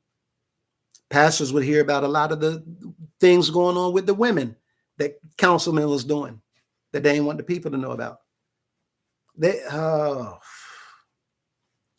But it's all coming to a close. They've all been fired, and we're now waiting as things go forward, and you all will hear when we hear. I don't think a lot of members of the House have ever had a pastor like Jill. Boy, no. Like I said, Kill is on here. B. Mevdeman says, MB and NC, I agree. I knew pastors as well that would clear $100 a week or less. They definitely have to get jobs because they all had families. This is terrible. How are you going to pastor and you're not getting anything? Now, mind you, the members should not be the one responsible for that. Tithes don't go to pastors. Tithes never went to pastors. Tithes went to Levites. This is why the disciples, they didn't collect tithes and offerings because they weren't Levites. NBNNC, research crypto, please. Yes, everybody should research crypto. NBNNC, gold is asphalt in heaven. Yes, absolutely. Worthless. The thing down here that everybody break their neck for, up there is worthless. Now, what if people looked at it this way down here? We would all be able to get along. Blanche, in God we trust is a way to go. Mr. Cunningham must. Yes. Mr. What do you believe? Wow. B. Mevdeman, the house of prayer always comes out on top. How does that happen? Absolutely, because the top of the house of prayer, they controlled everything and you knew nothing, which is why now, again, they've been terminated. So now the people are getting ready to take control back of this organization. Okay. So when you said, in God we trust, a lot of y'all don't understand the terminology. Like I was saying before, even in scripture, a lot of people don't understand terminology. God does not mean what people think it means. And we'll be talking about that later. So when we see in God we trust, it doesn't mean what we think it means. In God we trust means something entirely different. And if you look at this from the perspective of other people who understand what's really going on, then you would understand that G-O-D is not spelled the same in other communities. It is pronounced the same, but it is not spelled the same. So when they have you pronouncing the word, they are actually spelling the word, because this is talking about something else. And there are entities that other communities believed in that they refer to as a God of something. So when we get there, we'll talk about that, but it is saying something that most people don't understand at all. Every house of prayer should have a pastor's parsonage. Yes, every house of prayer should have a place where the pastor and his family reside. But at the same token, every member should have a place where they reside too, since they're the ones responsible for building all these properties. So other institutions, they have properties for their members to stay in while they're there for free. Well, the House of Prayer is the only institution that I'm aware of where they've completely taken everything from the people and did all kinds of things for the leaders and nothing for the people, and then have the people paying for certain services being provided by the leaders, of which they're taking the people's money and using it to establish these services. What do I mean? Example, every dime that goes into the production of a DVD, a CD, or to purchase these buses, or the books and the literature, magazines, Sunday school books, calendars, every dime that comes out of the house of prayer to pay for those productions, they shouldn't be saying, well, we're charging for it to recoup the money that we paid for it. That's called exploitation. There's another law that talks about extortion. Again, we've gone there. We'll talk about it a little bit more. But as we wrap up, what I'm saying is they've taken money from the house of prayer that was put there by the people to make CDs and DVDs and magazines and buy buses that the people did not have any say-so in, and then to provide these things for the people to purchase in order to recoup money that went into it and to even make a little bit more profit. Wake up, people. B. Measurement, yes, says, wake up, members. Mr. What do you believe? To think that people believe you have evil intentions. A man that got paid less than $10 a week to work for the kingdom. Y'all have to come up with better adjectives than quote unquote hater. Right. And I don't even think that I've even mentioned that. I'm not on here to get accolades or to draw on the attention to myself to be lifted up. But these people, y'all don't know how they're literally just siphoning everything they can get from you. And we're talking about people that y'all look up to. While you loving and adoring and worshiping and singing these songs, these men got their hand going all down your back so they can take everything they can out your purse, out your wallets, out your pockets, and if they can, out of your bank accounts. And you think that they're hugging you. Wake up, people. Thank you, Mr. What do you believe? Devona says, Brother Lewis, what would be the final vision as you see it for this organization once everything is done? I've actually been answering that question the last couple of weeks or so.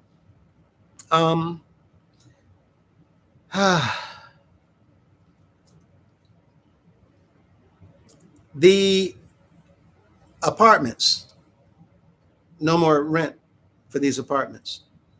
The people immediately moved out of the apartments to put into some temporary lodging, right? Extended stay type lodging.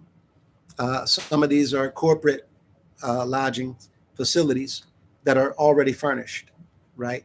So the people coming out of these apartments and these places that desperately need renovating or rebuilding altogether, right? While they're there, to have programs set up, designated, and designed to teach and train and counsel the members online. While they're online, getting 5 hours a week of training or counseling or whatever, each time you fulfill whatever number of hours of the online training. And the online training can be about team building, teamwork, conflict resolution. It can be on communication skills. It can be on the fair use of credit, how to use credit, things pertaining to investing, maintaining one's space, mental organization, property management, your own, anything, including counseling, mental consultation, psychiatric treatment, psychological treatment, therapy, behavioral specialists, anything whatsoever. There's a list of things that would be made available in training online that would be converted into such a degree that even children can follow it, that in the completion of 5 hours, there will be incentives that the people can receive. Each time 5 hours have been done, those incentives can be anything, gas card, $150 certificate to be used towards anything, right? There's no stipulations on how many of these online classes you're restricted to. If you want to take 100 hours a week, go for it. And you qualify for every single one of those incentives, right? And now you use those incentives to go and get the things that you need. But the incentive is there to encourage you to go online to get the training, the information, the knowledge, and everything that is necessary to get us all out of this slope. The way that we've been thinking is a problem. We have some messed up thinking. By we, I mean anybody and everybody that does not have this type of training. So the whole point would be for the people to get on the computer. Those who don't have one, it would be made available for free, nothing at cost to anybody, because for the last 100+ years, the people have been putting things together in monetary contributions for these things that should have been made available for them decades ago. So what is the purpose of the classes? To get this right here up and running, so that when the properties have been completely renovated and restored, and the people moving back into these houses or apartments, the senior citizens living, upgrades, updated to the latest and most modern of everything at no cost, because it's already paid for by the people who's now residing in it. You're now in a different mindset. You're in a different mind frame where people come to visit you. People might not see just clutter. Clutter is not necessarily from people who are just disgustingly nasty and lazy and filthy. Clutter is a sign that we have not learned how to organize this. Once we learn how to organize our minds, it will spill over and reflect on everything around us. Some people have a beautiful, beautiful mansion. Everything is top notch, placed, everything's pristine, but they're not the ones cleaning it. They got maids, they got butlers. But if you go to their office downtown, you might see on their office paper and clutter everywhere, all over the desk, the drawers unorganized, trash bin. It goes to show that this isn't right. So at home, you don't see what's going on. As far as the buses go, complete inspections for the buses to be brought up to par. Buses that are constantly breaking down, get rid of them. Donate them. We don't need to sell them. You can donate them to other causes. When it comes to education, anybody that would like to go to college or whatever, that it would be fully funded, that they don't get $1,000 fake scholarship, but the college would be fully funded and taken care of by the organization. And then the only requirement that when you are in the field of study that you like to be in, that you somehow devote a certain number of hours per quarter to sharing that knowledge and that expertise some way, some form, some facet to help the members of the organization. Right now, you have what's called pro bono cases for lawyers that they have agreed that as a lawyer, I will contribute my training in defending cases for free. I'm not going to charge anyone. That is my contribution to society for those who are not able to pay for the services of a lawyer. Why can't we do the same thing for people going to college? Why can't we tap into those resources for them to share their knowledge? When it comes to services, there is no mandate for services. The institutions known as the House of Prayer, the buildings and facilities, complete overhaul. We don't need all the stuff that you see in there right now. All the pictures on the wall, gone. Nobody's pictures should be on the wall anywhere. The chair up front, gone. There shouldn't be somebody sitting up over the people looking down on the people, because the scripture talks about the people who doing that. They're sitting there as if they are the most high, seeing themselves as the highest power, looking down on everybody else. This is not anything remotely looking like what the disciples did. Name one disciple that put himself over all the people, looking down on them as if they are the ultimate authority of anything. So the thing is, and even for the seniors, especially for the seniors, the organization should go all out for them because they've been here the longest. They've been the ones to pave the way for the younger ones coming up. The people that have been misused and abused and mistreated and harmed in any way, shape, or form, lining them up for every single one of them to have all of their cases brought forward so that we can look at how each and every one of those individuals will be handled so that they can receive justice and restitutions for the things that they've suffered. Does that take away what they've gone through? No, but it's a whole heck of a lot better than being ignored and cast to the side as if you're lying on people. When it comes to anybody in any type of need whatsoever, all you have to do is come and fill out a form, what those needs are. And all of these programs that would be set up eventually are set up so that the people know what the criteria is to qualify for these programs. And once you qualify, and it's nothing like you got to sit in Sunday school, you got to come to a service, you got to meet people. Qualification is just that if you put in for the assistance for utilities, well, your income should not say that you're receiving $6,000 a month, but your bills are only equaling $2,000 a month. You have extra $4,000 that you have to spend money on. So do you qualify for utility assistance? No, you're taking advantage now of the program that's there for people who need it. So there's already things being lined up and set up in the event that the outside says that they agree with what we've done, and they immediately turn over the organization so that we can begin to clean up all of this corruption and put ourselves in line with the laws of the land.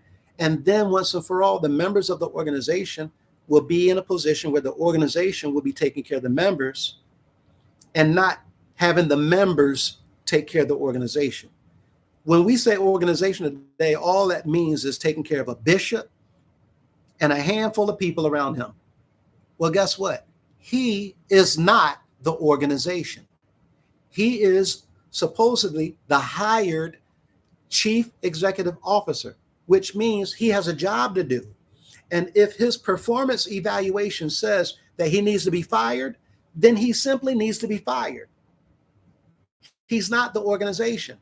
All of the properties of these individuals, there will be an audit done, and everything that is on paper, somebody else is going to decide and determine what happens to that. All these individuals that lined up with anything that happened to them, everybody pay attention to these individuals, because they will be in a position to have whatever done to rectify their situation, where once and for all, those individuals can be restored to having integrity and not any longer be looked upon or looked down on as a liar or a manipulator trying to deceive somebody so they can get a handout. This is not a handout. There's people who have went through some of the most brutal types of situations, horrific situations that have been traumatized for decades. Some of these people still going through therapy. So the therapy that's going to be available will be at no cost. People providing the services will be paid by the organization. Same thing with legal matters, no cost for these legal matters to be represented and taken care of. And it can be towards anything, credit, bills, outside third party vendors or institutions, whatever the case may be. People have been in situations now as a result of others putting them in situations. And because they don't have the training and the necessary education to make some of the decisions and choices that need to be made to keep them out of the situations that they keep finding themselves in. So the educating and the training is necessary to get the people out of the slump so that they're no longer making the same decisions that they've been making and ending up in all of these situations that causes problems for them and their households. So immediately the organization will be sending out information in the forms of letters to the people to make them aware of what they need to get ready to do in order to notify the headquarters or the organization of their needs so that we can continue by putting the programs into place and implementing the assistance programs so that the people can start getting the assistance that they're in need of immediately and not 1-2 years down the line. Concerning the changes of the organization, that can literally be done in less than 2-3 months. The facilities and the properties can easily be turned over and turned around in less than 4 months. And now you have a community center with our organization where members can come to get the things that they need, and people in the communities can come to get assistance if they're in need of assistance. That will also allow them to come and take advantage of what the members have available to them. And that is what the Bible says that we should have been doing the whole time. Not we, but Israel should have been doing the whole time.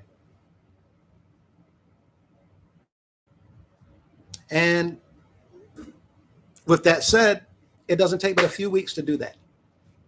So again, to answer your question, the vision is that all the problems going on in right now, all of the issues right now immediately would be done away with, period. There'd be nobody telling anybody to do anything for a leader, collecting money for a leader, and anything about what's mandated for leaders. All of that crap out the door.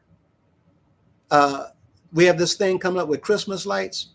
No more. All of this is just a facade being put on to make the world think that the House of Prayer is this great institution where people are happy, and all of that is a lie. And truth be told, when it comes, quite frankly, all these programs will not be any longer. And the focus, the concentration, and the emphasis will simply be on the needs of the people.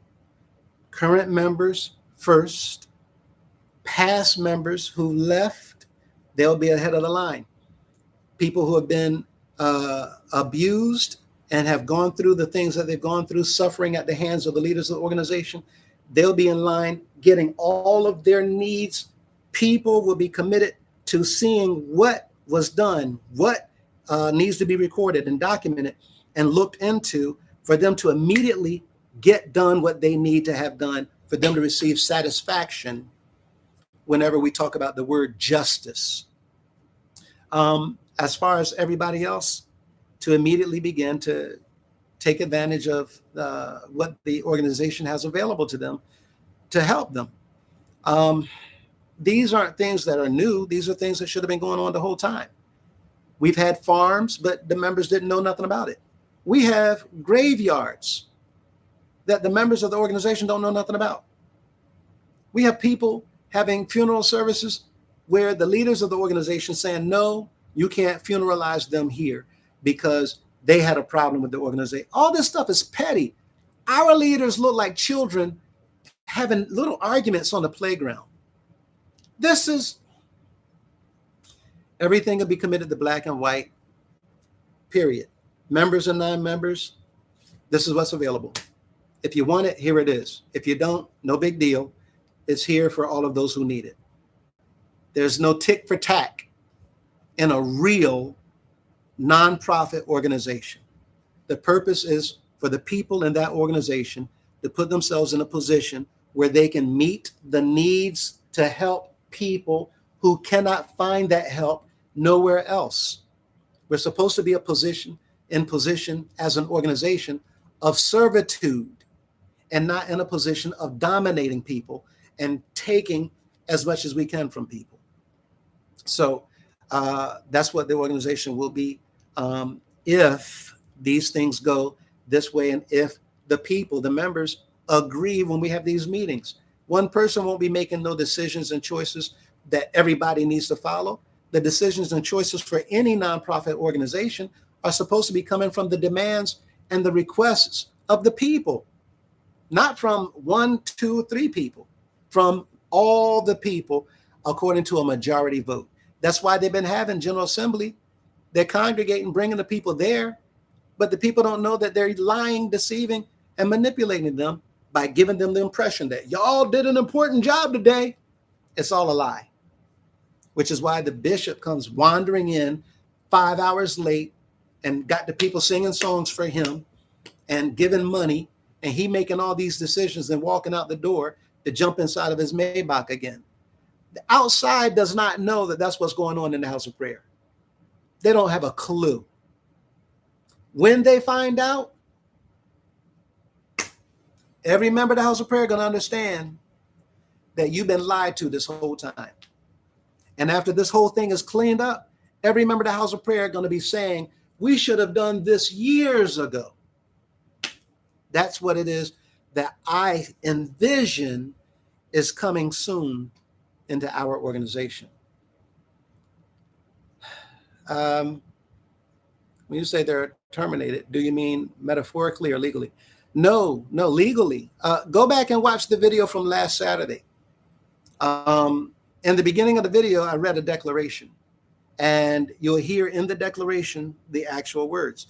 The laws of the land, they look at what's in black and white, and they will support a declaration coming from a group of people who's saying that our leaders are not complying with the law. And that's the reason the courts are set up, for people to go to them and say, wait a minute, we have a foul over here. This person doing something that y'all need to look into. That's what it's set up for.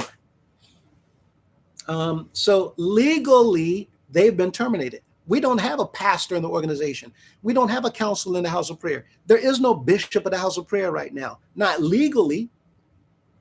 They're going to look at the date that we read that declaration, and everything will go back to that date. Every decision, every choice that's made according to these things coming forward to outside authority, they're going to look at that date. And they're going to hold the leaders and the pastors and the councilmen accountable to that date.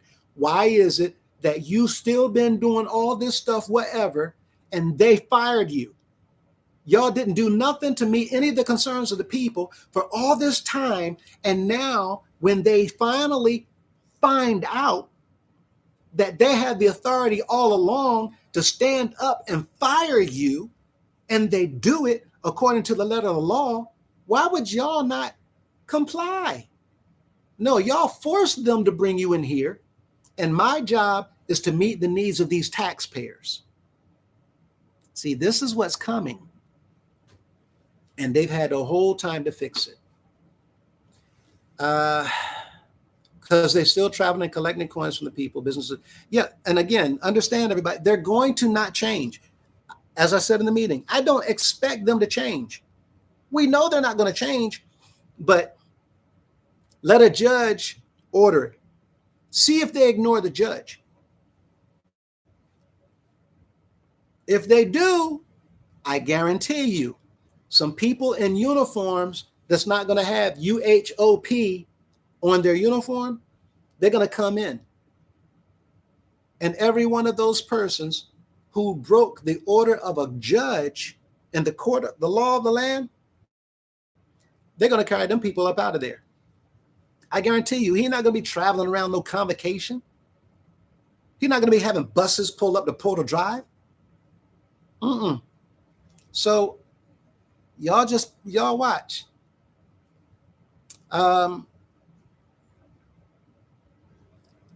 Woo. I love it. Great question. Incentivizing education for living life, right? The buses only break down because they're not being used and driven like they're supposed to. Okay. But the thing is, all of this stuff is going to come to a head and everything will be like clockwork. One person cannot possibly run an organization. And this is why we have so many problems, because the organization been relying on one person to fix everything, for one person to answer everything and decide everything. And this is why there's a problem. And that's why nonprofits can't survive that way. Or you're not allowed to get married in there. They did not. My sister, because her husband was not a member. Right. All of that stuff. Listen, all the stuff about people can't be funeralized. We have members that are on choirs or band members that they were told, no, you can't play at your cousin's funeral service because we told you to not play downtown and you didn't pay that $5,000 fine. So no, you can't play at your cousin's funeral. It's some of the stupidest people who can't come and sing on their mother's funeral service program. It's so much nonsense. So all of that stuff is just not, it's not going to be anymore.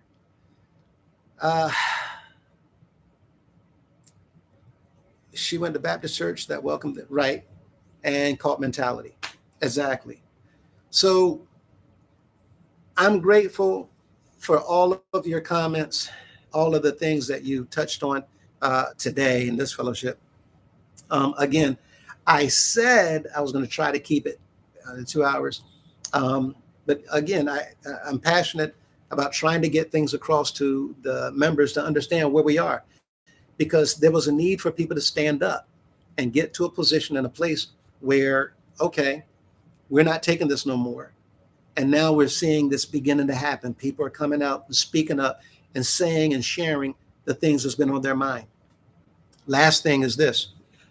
When it comes to the people who've been complaining about things that's happened to them yesterday and weeks ago and months ago and years ago, we need to give them our undivided attention. Because of those people telling us what happened to them, we're able to now realize what's going on with our children and young people today. And for everybody who still see maids up there, I'm telling y'all now, parents, once these videos are pulled up, because there's authorities who's using these videos now. Once these videos are pulled up and people see that I made it known to the parents how your children are being used against child labor laws, and you permit your child to continue working on these services called a maid board, any of the boys, when it comes to anything where they have not chosen to do so, or they're doing things that goes against the letter of the law. If I were you as a parent, I would try to go to a library and find out everything I can about child labor laws to make sure that when you do what you do in the house of prayer, or you put your child on an auxiliary or anything, that you are not going to be held liable as their guardian and have legal dispute brought against you. If you don't go and find out, you may very well end up in a situation that you don't want to be in. Oh, shut up. Like I say, you don't know nothing about the house of prayer. Keep talking. Obviously, K205, you have absolutely no knowledge of, you don't know whatsoever who I am. If you say I don't know anything about the house of prayer, then you obviously, go back to the beginning videos. It would be helpful for you to go back to the beginning of the videos and start watching. In fact, I'm going to be bringing up the videos from Rumble so that the members of the House of Prayer who don't know the beginning of this, how this all started, y'all can see where this all came from. But K205, it would behoove you to go back and find out those beginning videos. Your concerns and grievances are valid. Y'all make sure you voice them. Absolutely. Thank you, Josh. No idea who you are or who's been on this channel. What did the House of Prayer do to you? K205, I appreciate you asking that question. I thank you for asking that question. But right now, I'm getting ready to close out. We wanted to close out at 10 o'clock, but it's actually going on 12:30. Do me a favor. Go to any of the videos and look up the email address. Email me, even if you want to. Give me your phone number. I will call you directly, and I'll answer any of your questions that you want. Okay, so do that. I'll take my time. If you email me tonight, I will respond. I'll call you tomorrow so that I can give you time to answer your questions. That way we can have a one-on-one. In the meantime, if you go to the videos, look at the titles and pick out which ones that you want to start watching. All the information and the evidence and the proof of everything is right there. But we have a lot of people, so that you know, that's waiting to come forward so that they can not accuse, but share with everybody the things that was done to them by the leaders of the House of Prayer or other pastors around the House of Prayer. But just so that you know, last week, every minister, every pastor in the House of Prayers was terminated. They were fired, they were dismissed. And the laws of the land, I'm looking for them to actually sustain that action and support us in it while they order for them to come out of the offices that they're in. And they may very well be held accountable for every single day after last week and have to pay fines and maybe even jail time. This is how serious this whole thing is. So I've been trying to make everybody aware. And if you don't know, hopefully now you do. Golden Boy, what about the fact that McCullough isn't laid to rest where they think he is? And the reason why in the real story there, oh, wow. See, I intentionally don't go into those subjects because our members don't know. They have no idea. They really don't know. There's so much members of the House of Prayer. Oh, what he just said, they just said, it might be a she. So many people don't know what you don't know. And the biggest problem is when you tell people who's trying to tell y'all what you don't know, you tell them they don't know what they're talking about, then you only hurt yourself. So I'm just saying, pay attention, and you are going to get angry when you realize that you've been deceived all this time. I'm just saying. So absolutely, Golden Boy, huge lack of knowledge, huge. But I too did not know. I was the biggest supporter. I was the #1 fan. I was the cheerleading squad. But now that I know, I'm so angry that I had brought all these people in and had stood up for these leaders and these bishops, and they're using me too like a complete fool and laughing at me. Okay, well, now that I know, I refuse to stand by and watch them lie to all these people about who they are just to take their money, and all these people going through all these problems that they're having. I couldn't stand watching that video of Brother Weathers on the clouds telling the leader he just want to be healed. He just wanted to be healed.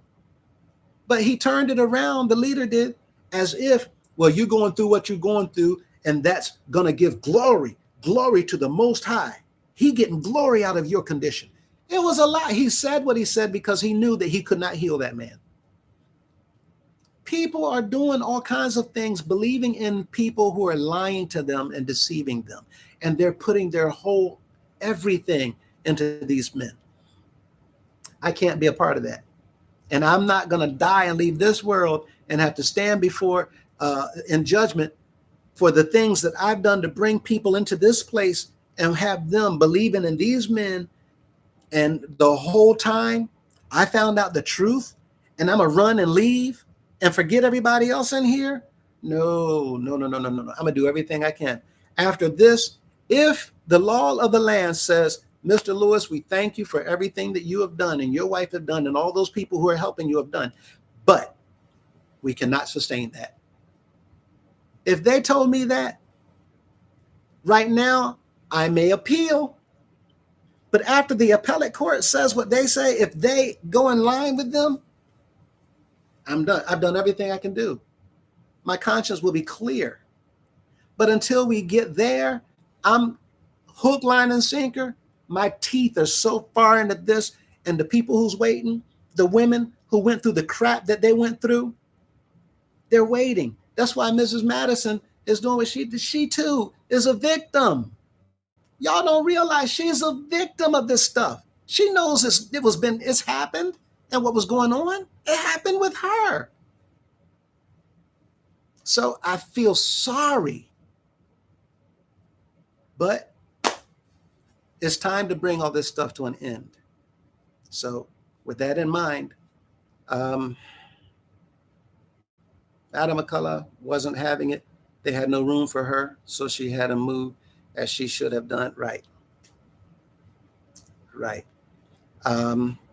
People, again, these things were done behind the scenes because Madam didn't want any issues. Madam didn't want no trouble. She didn't want no problems. She just wanted her husband. And her name has been so scandaled. They have attacked this woman's, her legacy, her image. It's terrible what has been done. And people at the House of Prayer don't know the truth behind a whole lot of stuff. Mr. Cunningham was trying to put his hand on a wheelchair for someone. Mr. Cunningham does a lot, unfortunately. And I've been kind of letting some things out the bag to get the people to understand to just let go. Yes, sir. CL McCullough challenged Madison in court, but they were able to weasel their way to keep Madison in power.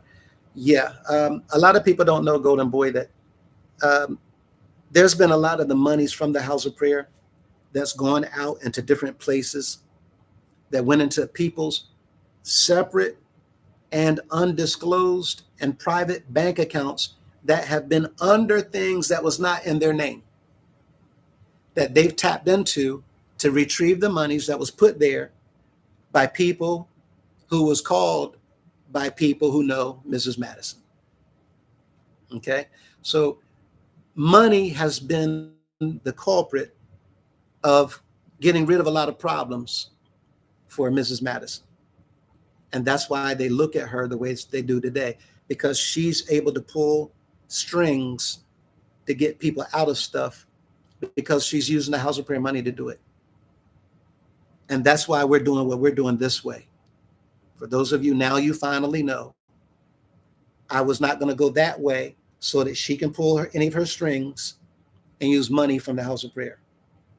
What we're doing, she or nobody else is going to be able to pay anybody to stop what's coming to fix this. That's why we're doing it this way.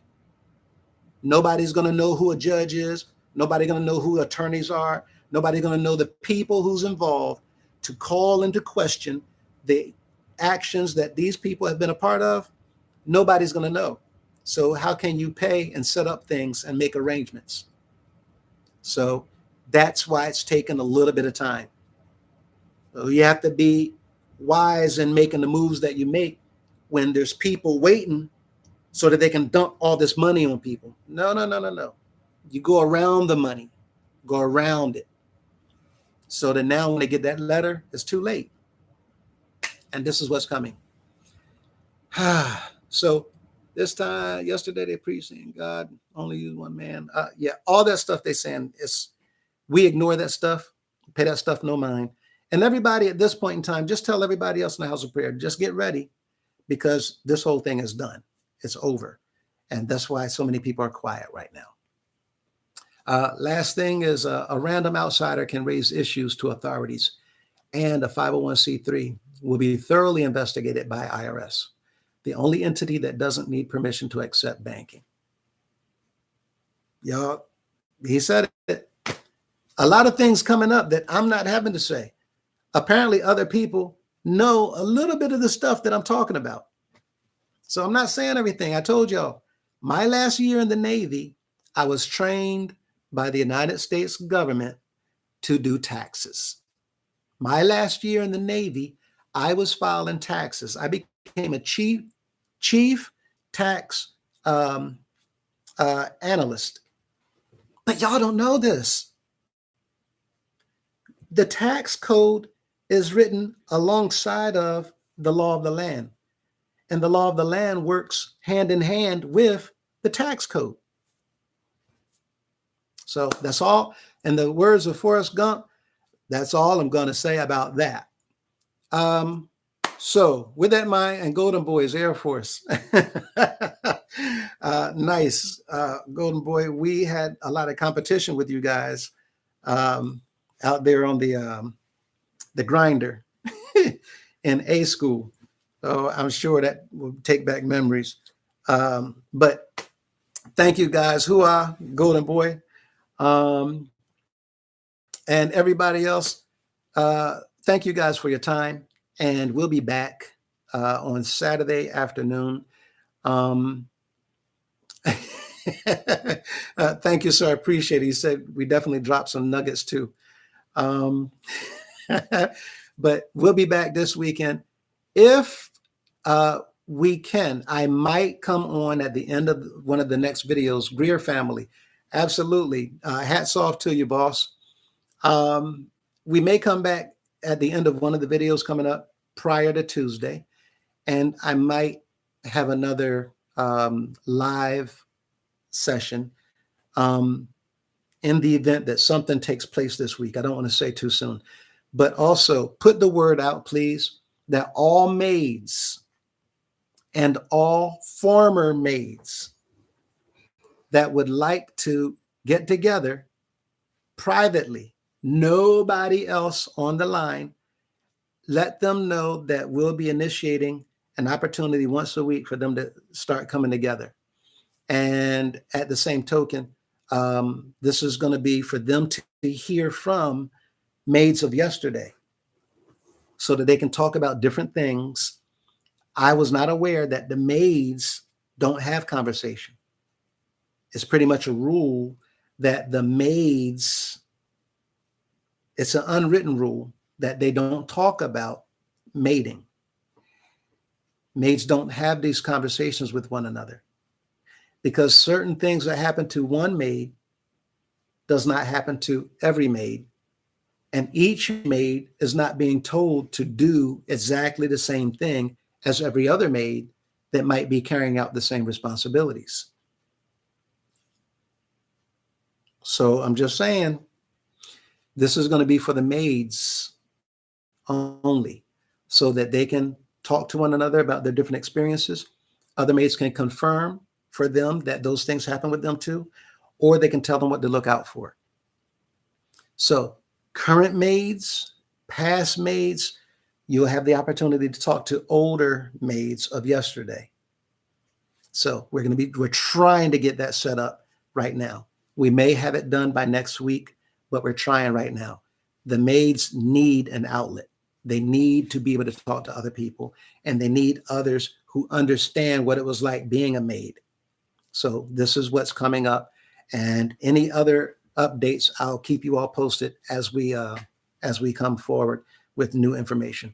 With that said, thank you for all your service. Thank you, Pastor and Sister Lois.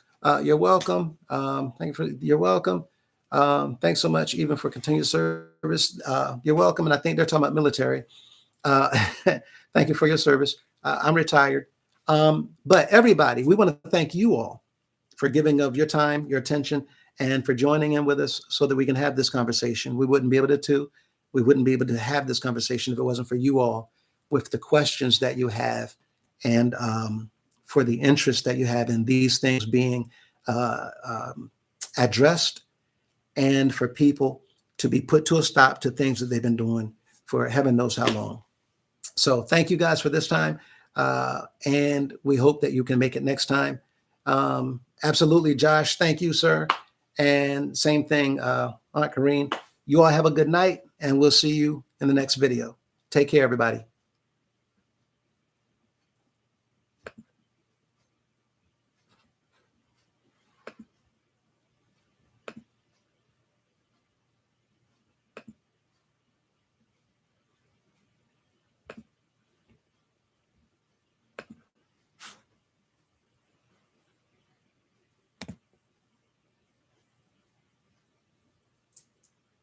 Excuse me, Dad. Yes, ma'am. Did you see my message? Yes.